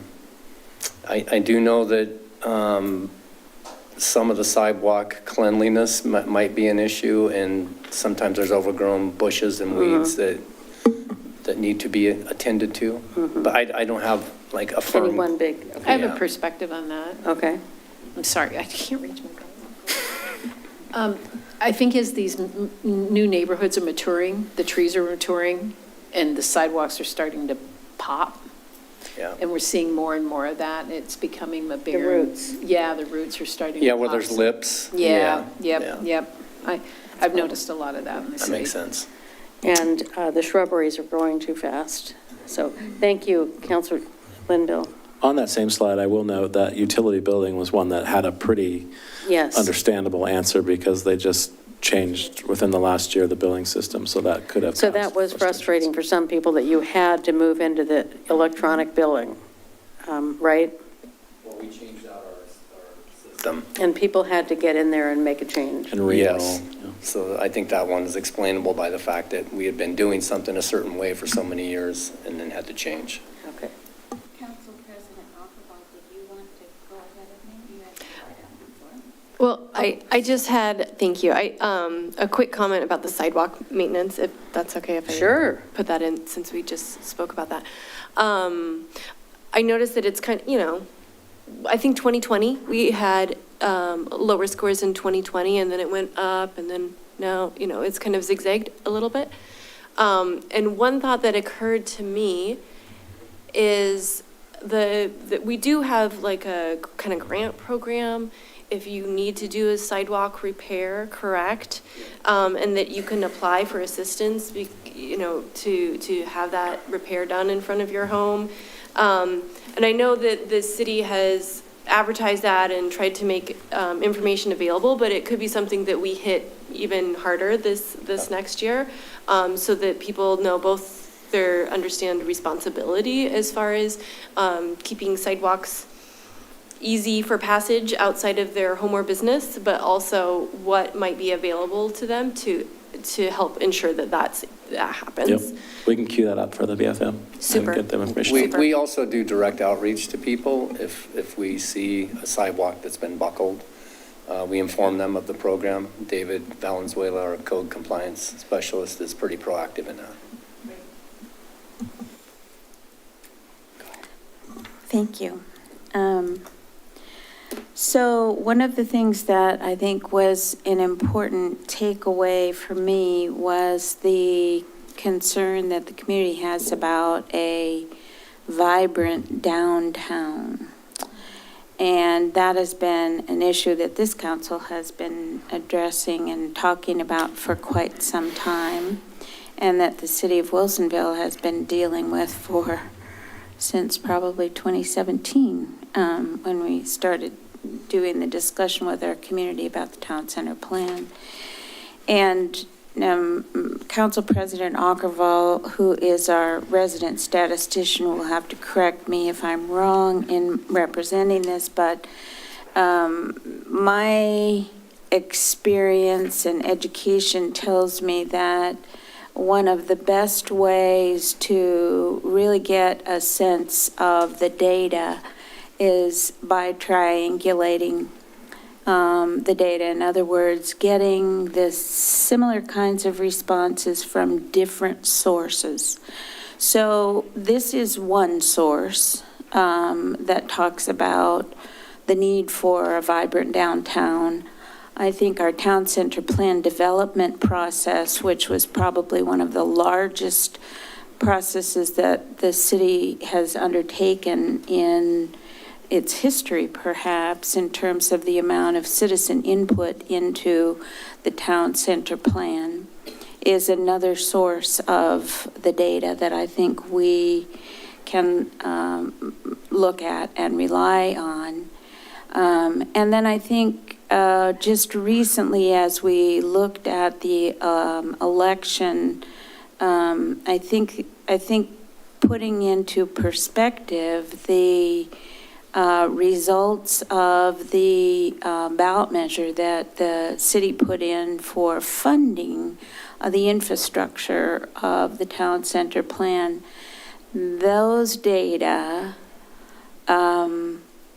I think, as I take it and look at it as a counselor and decision maker in the city, I look at, first of all, very low turnout for that election and less than a 1% difference in a pass, no pass for that. So when we try and take that data and add it in with these and the previous planning that was done with the town center plan, I think it puts that piece for me in a real questionable kind of state, because I don't think it tells me from that ballot measure anything about what our citizens really think. I mean, when you have almost 50-50.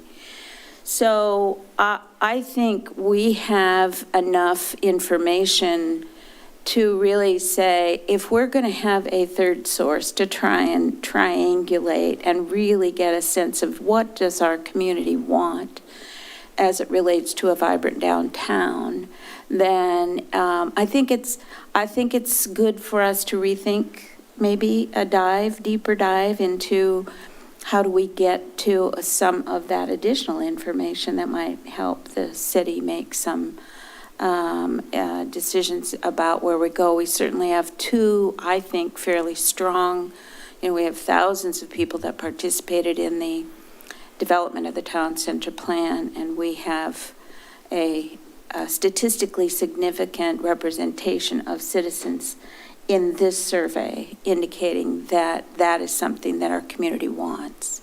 So I think it's just how do we get to what is it that we want, that our community wants and needs.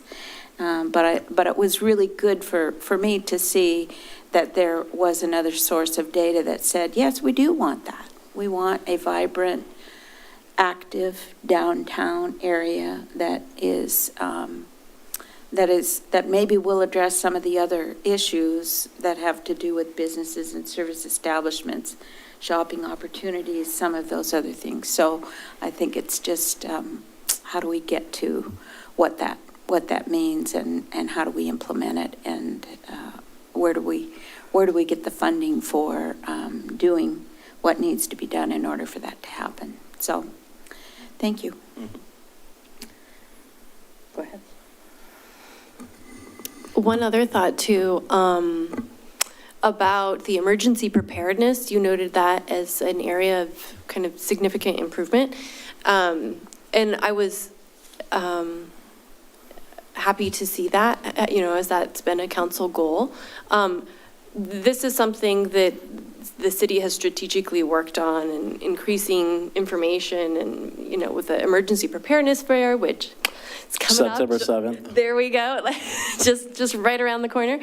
But we partner with other entities in that work, with our, Tualatin Valley Fire and Rescue. And I'm wondering if we are planning to or share this data that was collected about emergency preparedness with some of those first responders that work within Wilsonville too. I wonder if that would be information that would be of interest to them, because it's work we do together. Yeah, I'm happy to share it. I think Yeah. Martin and Delora are aware and may have sort of spread some of the word through their emergency management channels, but I'm happy Great. to make sure that Yeah. word gets spread. Great, thank you. Thank you. And I wanted to bring up one other major point in the survey that you can read. This is a summary in the slides, but and that is about the cost of housing. We had, one of the comments was, every house being built now is unreachable for the everyday person, as in close to $1 million. And many feeling the economic pinch we have available of affordable housing is very low. I recently toured an open house here and in this community, and heard that they have just had very few people visiting. It's the person showing the houses has a lot of experience, is probably very good at it, isn't having a lot of luck getting people to show up and look at a house that's $900,000 and some. And we do have and I've heard this is not new information, but when you graduate from college, when your kids graduate from high school and they're ready to start finding their new place, I suppose there are some people out there who can buy a $900,000 house when they're 22, but it just isn't very many. And we have the statistics of the aging population and our healthy older population, which is growing.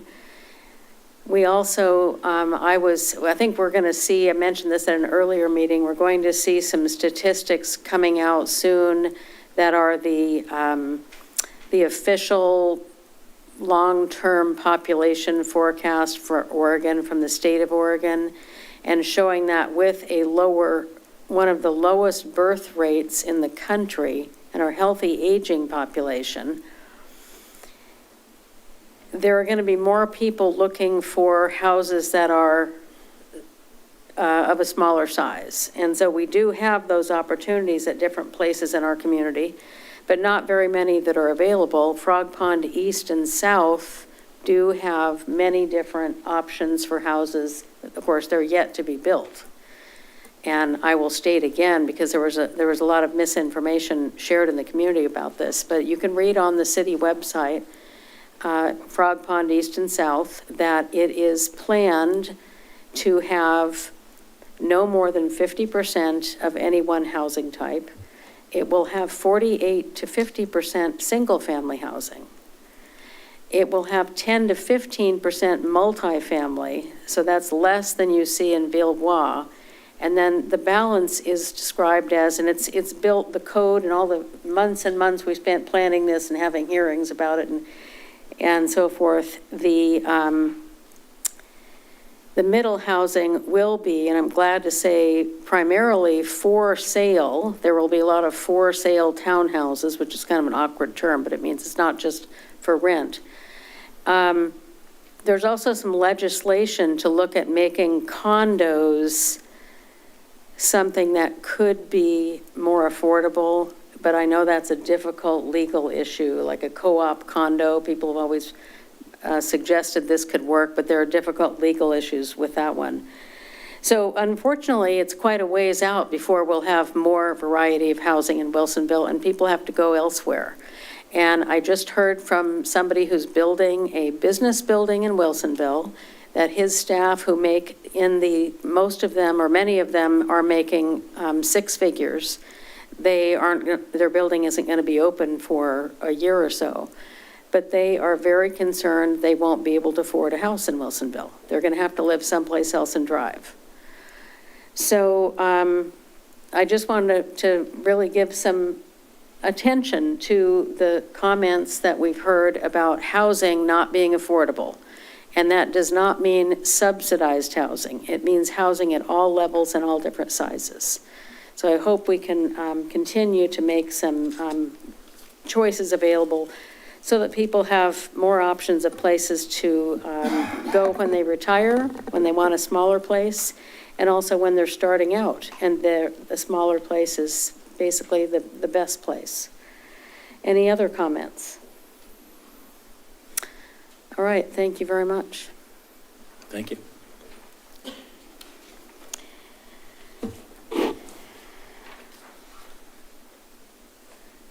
That brings us to our communications section. Our citizen input section, of our segment of our agenda. And you see on the slide before you, this required reading. Please look at that, and I would ask the city attorney to read a comment. Welcome to the Wilsonville City Council meeting. This is an opportunity for visitors to address the City Council on any matter concerning city business or any matter over which the council has control. It is also the time to address items not on the agenda.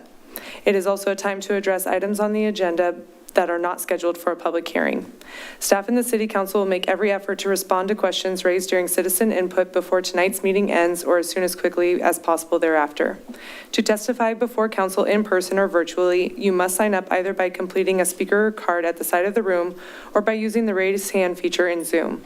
You will need to provide your name, address, and topic you will be discussing. Information on engaging with City Council can be found on the City Council's webpage, ci.wilsonville.or.us/city-council. The mayor is the presiding officer and preserves order and decorum during the city council meetings. Pursuant to Wilsonville Code Section 2.003, subsection 14, those who have signed up to speak during citizen input have 3 minutes to testify. A timer will indicate when your time is done. As a reminder, when you begin your comments, state your name for the record and state your address, or state that your address is provided on your speaker card. The city council wants to hear from all community members who want to address this council. Please be respectful of others by avoiding talking or other distracting conduct while others are providing their comments to council. The presiding officer or city staff may instruct anyone who is causing a disruption to stop so the council can continue to complete its official business. Additional disruptions may lead to removal from the meeting so the meeting can continue to proceed in an orderly manner. Thank you. Thank you. I will read the 2 cards I have in order I received them, starting with Doris Whaler.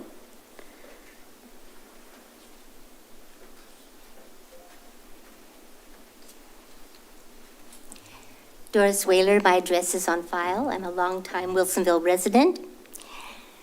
So I think it's really interesting. I've followed your last 3 city surveys, and never in the surveys do you ask about housing. Like, do we want to grow by making more housing? What kind of housing should we have? So that's one point. So Wilsonville already has a reputation of being unaffordable. I think we all know that. And to some, it has a reputation of being unfriendly to business. So we're gaining a reputation of a place where cars go to die in our traffic here. So I wonder how long our wonderful amenities will be able to combat traffic and unaffordability. State land use laws, metro edicts, and city councils following along have spent decades getting us into this position. The idea of home ownership, like Mayor Fitzgerald just said, is kind of a lost dream, or at least young people are moving out for jobs and for homes that they can afford, as well as just a lot of people, period, leaving Oregon. The only way that I see to work ourselves out of this morass is we have to make some changes. We need manufacturing and other high-paying jobs for people who already live here, so they don't have to commute. We need to evaluate our regulations and restrictions on business and actually seek out businesses that we would allow to thrive here. Our city council needs to lead by listening to the public and employing common sense in their decisions. Maybe we should start by first taking another look at East and South Frog Pond. I'm very familiar with what's happening over there, and I've spoken several times with Dan Pauly, so I understand what is happening there. But my question is the cost of land going to prevent developers from building anything affordable? I mean, maybe $600,000, maybe $500,000 units, but not $300,000 or $400,000. I believe that that's impossible with the cost of the land. Since the state no longer requires parking for new residences, will our city favor developers who will provide parking for those people living there? Perhaps we should slow growth until these issues are addressed. Thank you. Thank you. And I have a card from Adam Cunningham.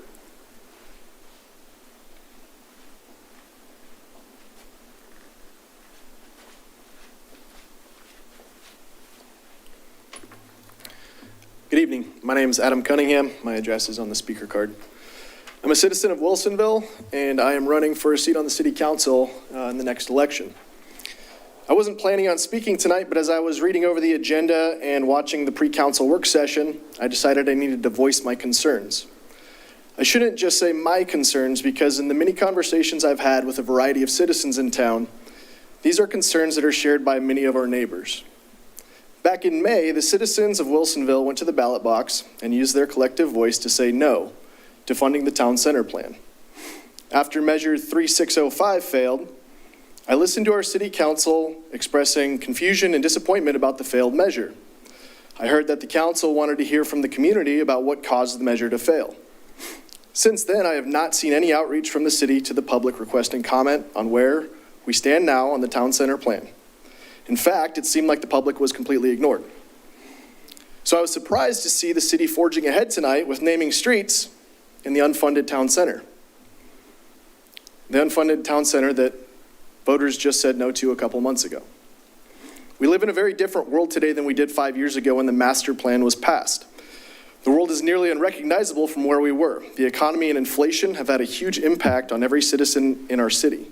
The cost of basic needs is crushing many of our neighbors. Just a few days ago, PG&E announced a requested 10.9% increase. That would increase our electricity bills a total of 40% over 3 years. In economically tough times, we should not be planning to siphon $190 million away from schools, public safety, libraries, and other public services. That is not being responsible with our neighbors' money. This will lead to budget strains and shortfalls in those areas, and although our local voters were generous enough to renew a tax levy for our school district, a district that, to remind you, that is currently making $10 million in cuts, the voters' generosity will have a hard time stretching their pocketbooks even more. I implore our city to honestly engage with our citizens to find out if citizens really want to add over 8,000 people into a small area in our city center. Our citizens have repeatedly stated their concerns about traffic, yet this plan would only further exacerbate the traffic issues that have been created through unprecedented growth in our city. I-5 is an issue, but constantly building out high-density developments only feeds and increases that issue. Our citizens want to see problems fixed before more problems are made. Thank you. Thank you. Those are all the speaker cards I have. I will add that the Measure 3605 was a vote for a financing structure for the public infrastructure for the town center plan.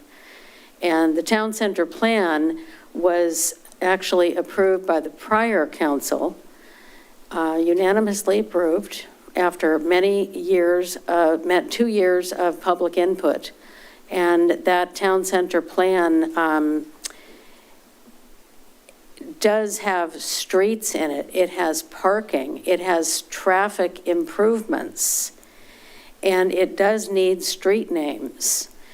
When the developers, we saw there's one building already approved, they want to know what to name the street. And so those are two completely separate things. We do want to hear what the citizens think, and that is something that we've heard this council say. Right now, there is an election coming up, obviously, in November. I'm not going to be here. So I'm not going to take it upon myself to decide for other people. So I think there's a lot to be done to engage the citizens in further study on the town center plan and how the infrastructure, the public infrastructure, could be funded. I also want to say that a lot of things in Wilsonville that you hear people talk about every day that they like, they may not know how those came to be. How did they get funded? Were they funded by a bond measure and a tax increase to pay over 30 years? Or were they funded by urban renewal? Since 1990, Wilsonville has had one of the most successful urban renewal programs that have made possible things that people in Wilsonville use all day, every day. The improved Wilsonville Road, signals at the school gymnasium, improved school soccer fields, sports fields, the completion of our sewer system, which serves our entire city. Millions and millions and millions of dollars have been generated by urban renewal, and these plans have already been closed out. It's not the kind of thing that people sit around talking about over coffee. There are lots more fun things to talk about. I would like to ask the city recorder to add to the council packet for my notes, if you would please, the summary for the year 2000 plan. There's a 2-page summary and a summary for the West Side plan that talks about the incredible increased assessed value in our city that makes it possible to do things that we enjoy every day. The Villebois development, people love the trails, the parks. That would not have been possible had the city not used a specific strategic use of urban renewal, which increased the tax base for our city. On the east side, some of the revenues that we are using right now to fund roads around Frog Pond West and to fund the Frog Pond West and future Frog Pond East and South, those are coming from urban renewal. We tap into that for many different things. And the last project that is going to be funded with the West Side Urban Renewal, which has been closed down June 30th, is the completion of Brown Road, which is a really outdated road that needs new sidewalks and it needs wheelchair access. And that will be funded also by urban renewal, as we discussed in our budget meetings. So, please attach those, and we'll continue to try to find ways to engage people in understanding the mechanisms of ways that cities like West Lynn funded their Willamette Drive. It was with a bond measure and a tax increase. How did Lake Oswego get their underground parking? It was with urban renewal. Why did these cities use these mechanisms? Why? Why do we hear that in Oregon? It's because of Measures 5 and Measure 50, and that was another big discussion at the Oregon Mayors Association. Oregon has very, very few options for its cities to make any improvements. So that's a lot of technical, nerdy detail, but it's the truth. And the other option that we can do is nothing. We can do nothing and keep everything just the way it is. I hope that Wilsonville will take action and bring the citizens together and talk to them and decide what do they want to see in their downtown and how do they want to do it. With that, I will go to councilor comments, starting with Council President Aukervall. Thank you. I have been away on some family activities most recently, so I will hold my report for our next meeting. However, I did want to call attention because this is happening this week. There are some events at the library for students and youth in our community. Some STEAM Kids. If you go to the library website, you can find out information about it. It's a series of events and classes that are presented actually by OMSI. So that's a pretty cool activity that they're doing this summer, in addition to summer reading program and those activities as well. Feel free to check it out, and I hope all of our young community members are having a great summer. Thank you. Councilor Linville. Thank you, Your Honor.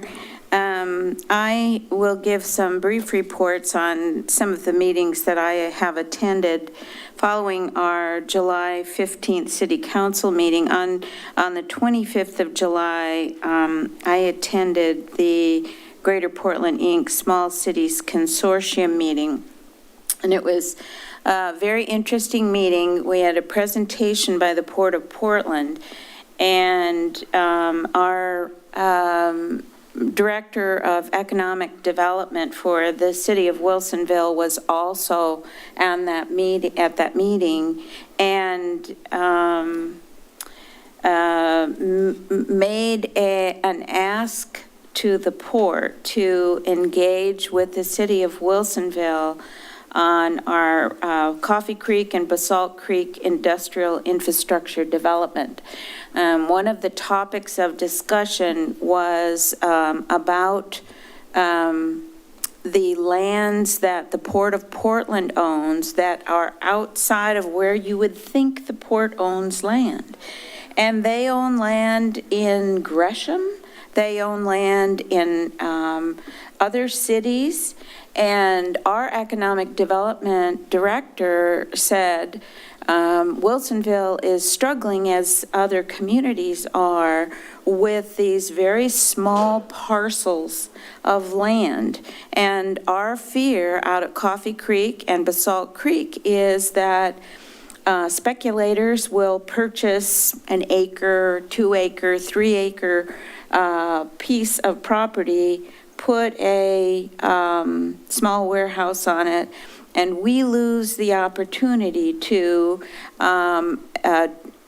attract large industrial development to those lands. And so I'm having discussions with Matt and with, and hopefully engage the mayor so that we can perhaps have the Port of Portland come out and take a look. We might court them a little bit to ask them if they might purchase some of those properties and set them aside. As they become available, set them aside, purchase and set them aside. So that we then could have larger parcels of property that we could use to entice larger development. An example of that is Sherwood is one of, they're the only city in the metro area that are asking in this 6-year cycle for urban growth development, urban growth boundary expansion. And the reason is that they cannot find enough industrial land to be able to build and develop large, entice industrial folks. So their median size of industrial land right now is 3 acres.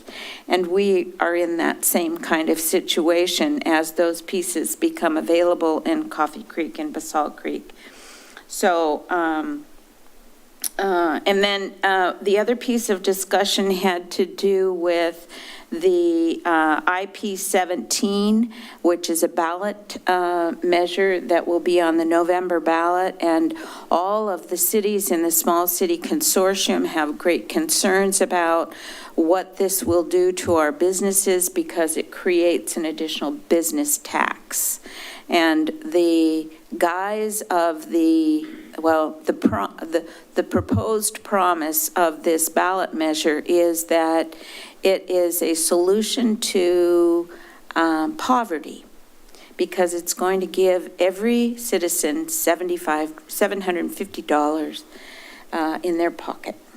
And it's going to come straight out of business taxes. And so there was a lot of discussion about what that's going to do and how that might create an environment where businesses will actually move out of the area and out of the state. So that was pretty much the Small Cities Consortium meeting. Then on the 30th of July, as the mayor indicated, I attended the Aurora State Airport master planning PAC working session. And, excuse me, particularly a little bit of a disturbing, for the second meeting in a row, the PAC members, who are both citizens and city representatives, were met with alternatives that were not put in our meeting packet in advance.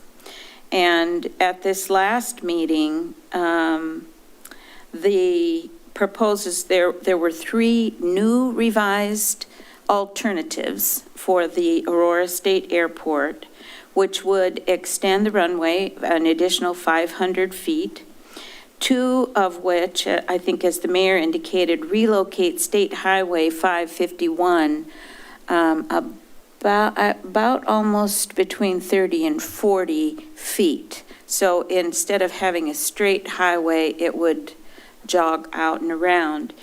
And then all 3 of the proposals require acquisition by the Oregon Department of Aviation of over 100 acres of adjacent land, including airport developed land, which is currently through the fence owned by private citizens who have businesses out in the airport, and exclusive farm use land.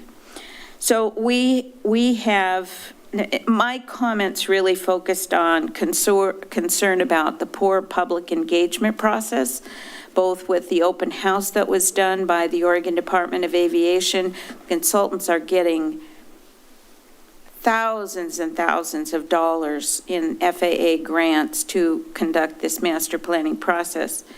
And I think they photocopied 100 of the citizen comments forms, and they were gone within like 15 or 20 minutes, and then there was no opportunity, no reliable opportunity for the citizens attending that meeting to have meaningful input into the process. And then what appears to be a predetermined outcome of the planning, and there has not been an environmental impact study done, and so we're concerned about the unmitigated negative impacts to the city of Wilsonville, particularly not just in Charbonneau, but in all of the city of Wilsonville. So we have concerns. We verbalized those concerns, and we're not confident that they're going too much further. Then I also, we also conducted, which is a meeting that I missed, was our Wilsonville Community Opioid Settlement Funds meeting, which I thank our city attorney for conducting that meeting in my absence. But we are hoping with the monies, we're trying to find a really good solution with our community partners about how to use that money and then bring it back to the city council for approval. So where we are at this point is we're looking at a peer support specialist that will work with the Mental Health and Addiction Association of Oregon and provide direct services here in Wilsonville. So more to come on that for sure.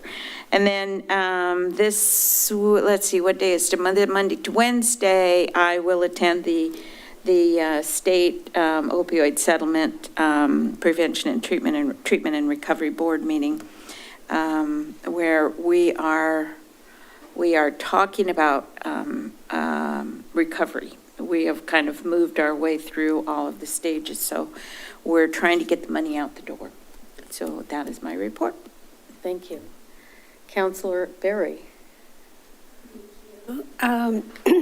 So I had the privilege of attending the Basalt Creek, Coffee Creek tour of the industrial areas about a week ago with the mayor and the city's economic manager and planning manager and a real estate developer that does a lot of projects out in that area. And I'm really, really excited. I think this is something, it's an opportunity for the city that we're going to be putting together comprehensive and economic plans because this land, Wilsonville is so well planned out that this area is in the northwest part of the Wilsonville area and outside a little bit, but it's close to the highway, but it's away from the residential areas, and there's a lot of opportunity for economic growth, and there are some small parcels that need to be accumulated. But I think that when you put together a well-thought-out master plan, that this is a really great opportunity for Wilsonville in terms of bringing in more jobs and more tax base so that we can have more parks and better roads and all of the services that we enjoy, library services. So that was, for me, that was time well spent. I really, really enjoyed it and learned a lot, and I look forward to learning more as we work on those projects. Then in July, I attended the Clackamas County Coordinating Committee Subcommittee for C4 Metro. And we talked about the regional flexible funding allocation. It's called RFFA for updates and the next steps. We looked at the 2025 transportation package for JPAC priorities and had a discussion on that. And we talked about the TPAC update. So these are all acronyms that they use a lot. Anyway, so I did that. And then tomorrow, with Katie, we're going to be working with the Committee for Housing Our Future for Wilsonville, where we're looking at what the land allocations are, what's available and what do we need in the future and how are we going to get there and strategize. So I'm looking forward to that, and Katie's our chairperson. Thank you. Thank you. Councillor Dunwell. Thank you, Mayor. Just a couple things.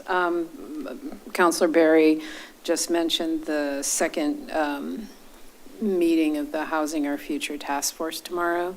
It's from 3 till 5. It's on Zoom.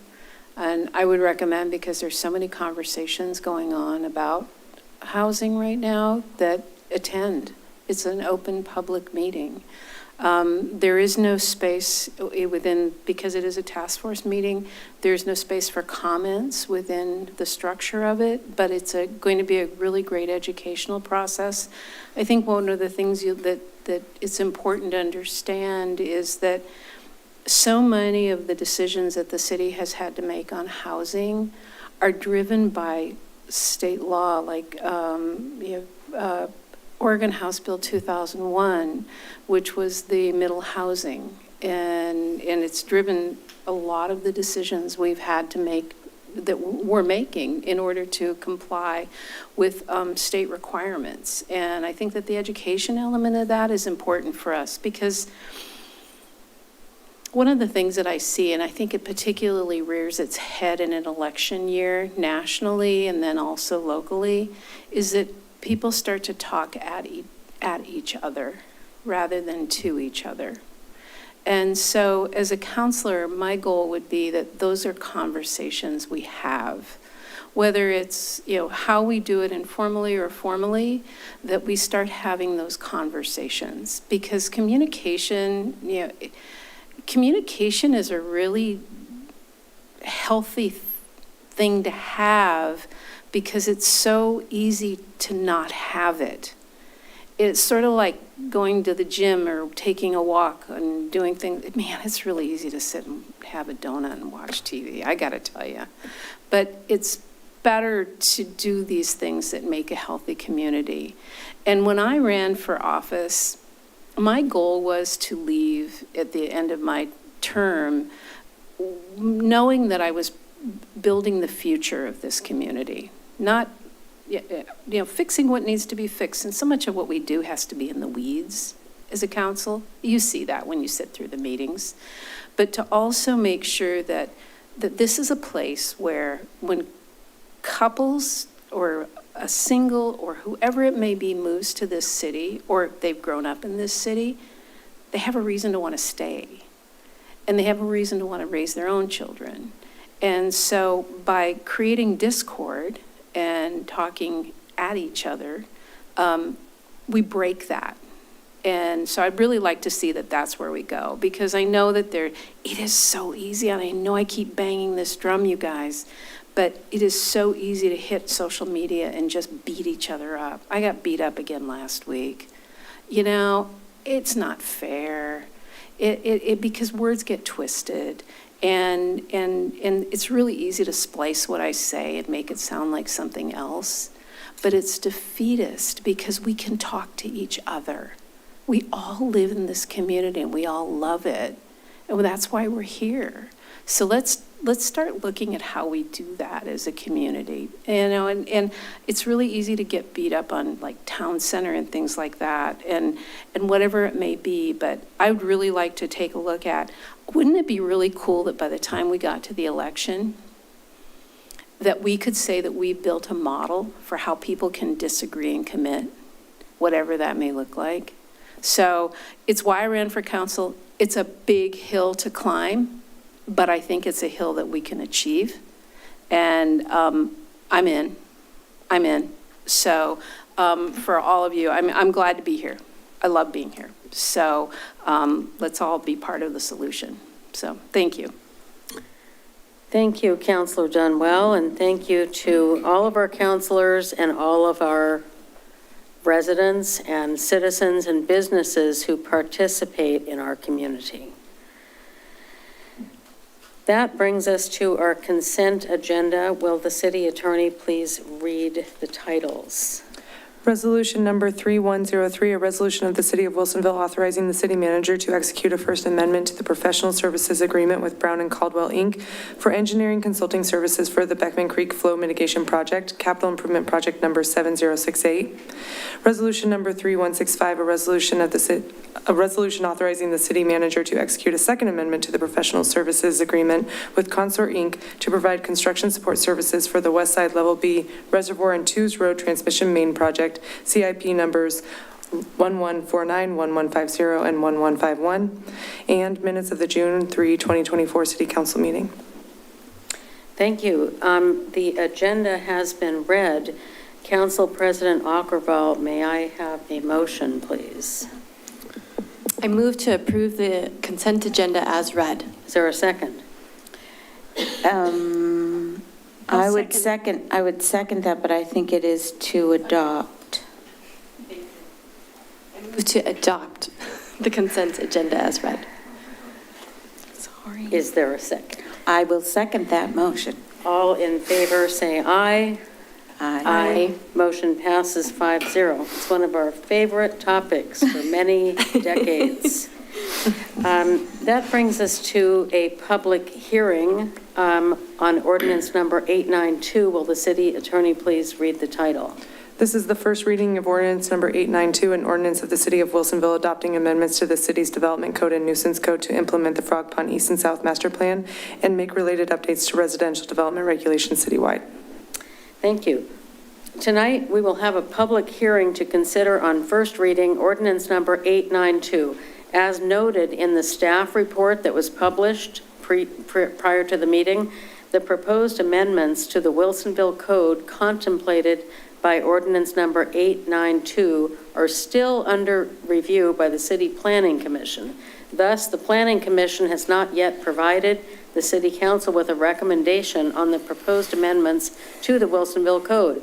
As a result, I will be opening the public hearing on ordinance number 892, and then we'll ask for a motion to continue the public hearing to November 8th, 2024 at 7 p.m. If you're interested in testifying on this matter, you have the following opportunities to testify. First, you can testify in writing or orally before the Planning Commission, which continued its public hearing on this matter to October 9th, 2024 at 6 p.m.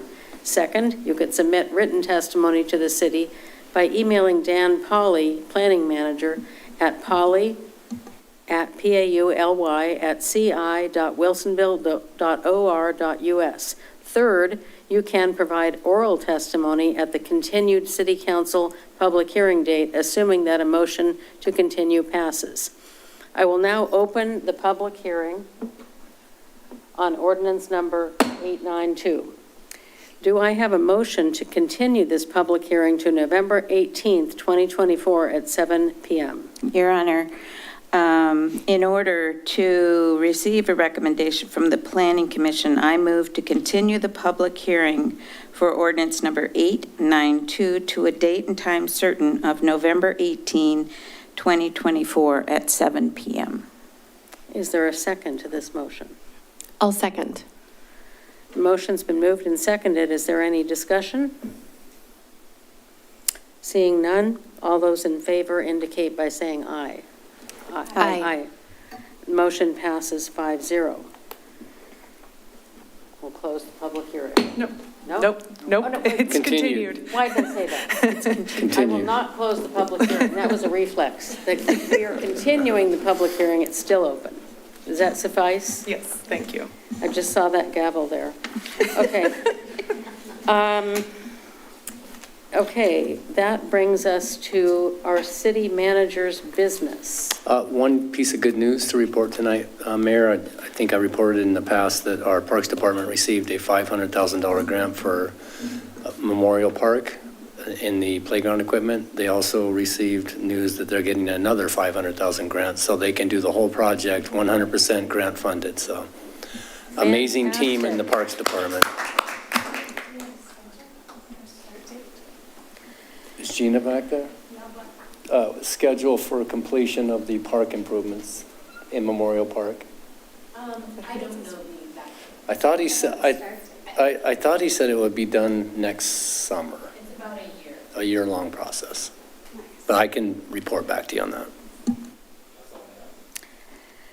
Well, I did want to comment on park equipment. My granddaughter visited this summer from the East Coast, and she had tried one of the parks with its older equipment last year and was scared.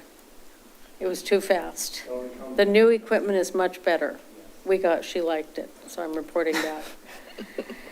It was one of those things you stand up and spin around on. It was too much, but the new one at Sophia Park is great. So thank you for all these park improvements. And that brings us to legal business. Yes, thank you, Mayor. I want to provide an update to the council about a meeting that City Manager Cosgrove and I had with the Western States Regional Council of Carpenters.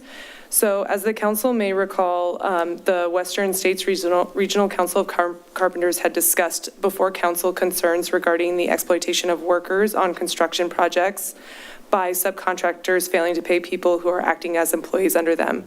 And what we learned from this meeting is essentially what these subcontractors are doing is they are having people classify themselves as a subcontractor under that subcontractor, when in reality what they are is an employee under Oregon law. And thus then they're not getting paid employee wages under the BOLI prevailing wage requirements or, just generally getting paid wages. So while this was not done by Palindrome on any projects that they've identified or it's affiliated any Pacific Cap, there were concerns about a prior project where a subcontractor of Pacific Cap had failed to pay employees, and that was being litigated. That was in litigation with that subcontractor. So in response to those concerns, the city had included additional language in its development agreement with Palindrome that not only is Palindrome required to follow BOLI prevailing wage laws for the transit-oriented development project, but so must its general contractors and all subcontractors. That's required under Oregon law, but we made sure to make it part of the development agreement. So if anyone defaults on that under the development agreement, Palindrome would be in default under the development agreement. The agreement also requires that Palindrome has to submit to the city all payroll reports and other wage reporting it is required to provide to BOLI and Metro. So if there are any issues regarding payments of employees or non-payment of employees of any contractor on the project, it can mean that Palindrome will be in default of the agreement with the city. So with that context, in June, city staff arranged to meet with representatives of Western States Regional Council of Carpenters to hear if there's any additional asks that they had of the city. So on July 17th last month, the city manager Cosgrove and I met with them for about 2 hours to talk about the situation and get some more context and what their ask was. So what they were asking is for the city to explore an ordinance that would amend city code to require that an applicant for a building permit for a project above a certain dollar threshold would have to disclose all subcontractors that are working on a project. So typically what you'll see is they'll list their general contractor and their what we call the first tier subcontractor. So any subcontractors that are directly working under the general, but a lot of times it's not disclosed who may be the subcontractors underneath that. So above a certain dollar threshold, what they're asking is that we would be requiring disclosure of any subcontractors working on a project that's over a certain dollar amount, and that those subcontractors would be listed on the building permit for inspection by the public. So that way, if anyone, including any unions, they could come in, they could review the building permits and the subcontractors who are working on those projects. And if there's an issue with alleged subcontractors working on projects who are not identified on the permit, then the city could take enforcement action. So basically, you can't have subcontractors working on a project who aren't listed on your building permit. So that's the ask that they had. They gave us an example of one ordinance from a city in California. We also talked about some other jurisdictions within Oregon who they've talked to. And so we are exploring that with city staff right now and looking at the feasibility of if that's something we can do and if that's something we'd be recommending to council to look at. And at the same time, to be frank, BOLI is woefully, Could you spell? the Bureau of Labor and Industries in Oregon, thank you.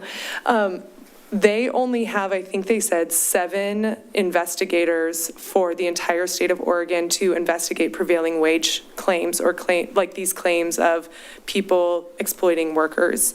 Where I think they said in Washington, there's something like 120 or 140 investigators. So 7 comparatively, it's woefully underfunded. And so we did talk to them a little bit also about what they're doing with the state legislature about this issue, because yes, going city to city is one step, but it really does seem like this is a much bigger problem throughout the state. And also they talked a little bit about Oregon being kind of a place where this happens a lot, because Washington and California do have such stronger enforcement.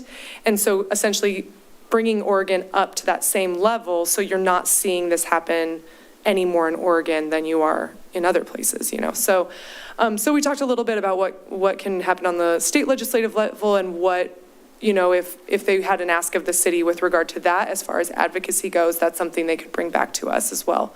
So overall, I think it was a really productive meeting, and we'll be back with the council more on their specific ask to the city at looking at this ordinance and doing our due diligence and reviewing that. So I'm happy to answer any questions, but Yes. I thought it was a really productive meeting that we had.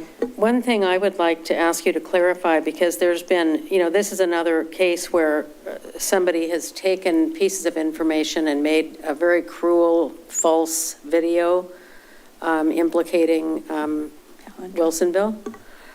And so what you just described, I just wanted to make sure for the record that we described that the date, I don't remember when it was, but the date that we considered the palindrome contract, it was several weeks ago.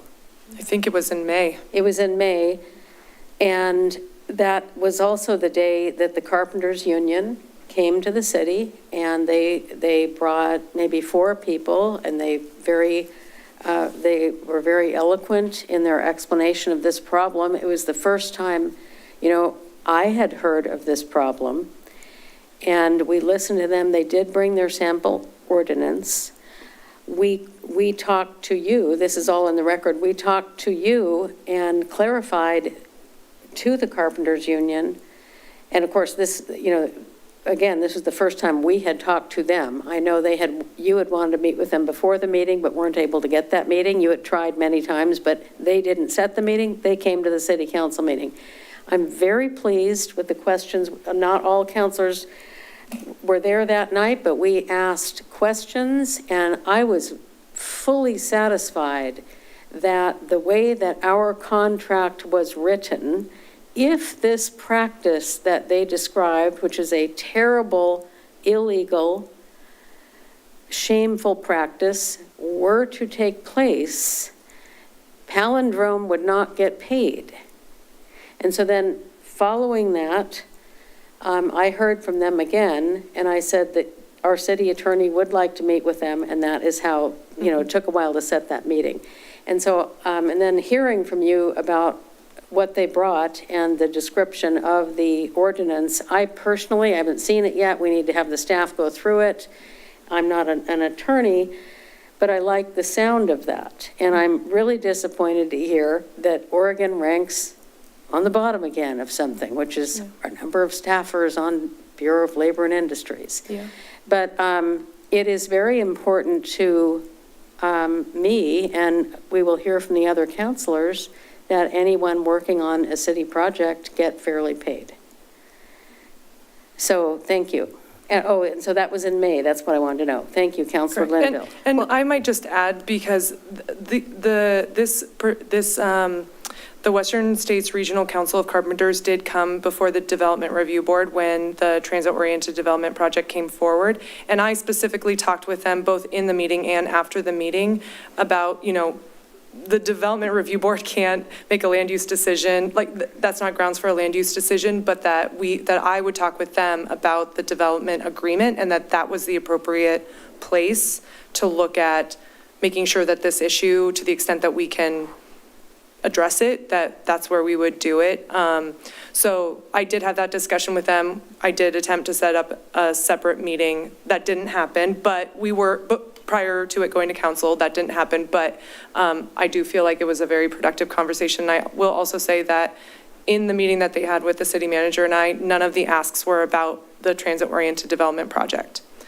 So it was about this ordinance moving forward. It would be really exciting to be able to lead on that ordinance. Thank you. Well, I want to thank you for that work that you did. I have been contacted by some citizens that are union members that had just heard some peripheral discussion about these concerns, and we're asking for an update or a clarification on what the city is doing. So while I think it's really great that it's here at the end of our meeting at 9:17 at night, I wonder if there's a way that we can, either through maybe the Boone's Ferry Messenger or on our website, have an update that we could refer citizens to so that they could get that kind of a story straight about, I mean, we don't have to have, a dissertation about it, but I think, kind of a summary of what we've done and what we're doing and what the next steps are. That would be great. We can talk to Bill Evans about So are these gentlemen, they were just sort of going community to community? Correct. So we were kind of part of let's educate all of the city councils throughout the state and let them know that this is an issue statewide, correct? They did not just target it wasn't a targeted visit just to Wilsonville, correct? It was a larger conversation they were having, so, Yes, okay. correct. And they did tell us some of the other cities who showed interest in looking at the ordinance. So those are cities also that I'm reaching out to their city attorneys to see what they're doing, if they're exploring it, if they're making tweaks, see what others' due diligence is at this point too. Yeah,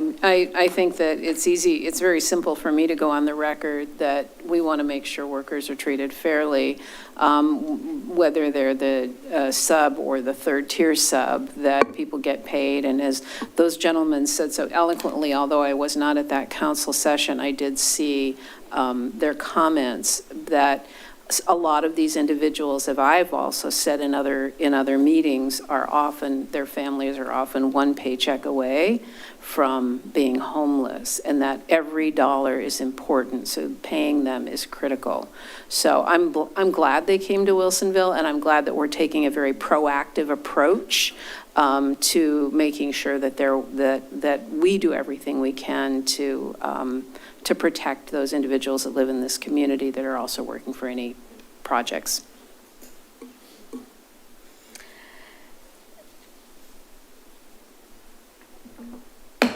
Meeting is adjourned at 9:20. Thank you.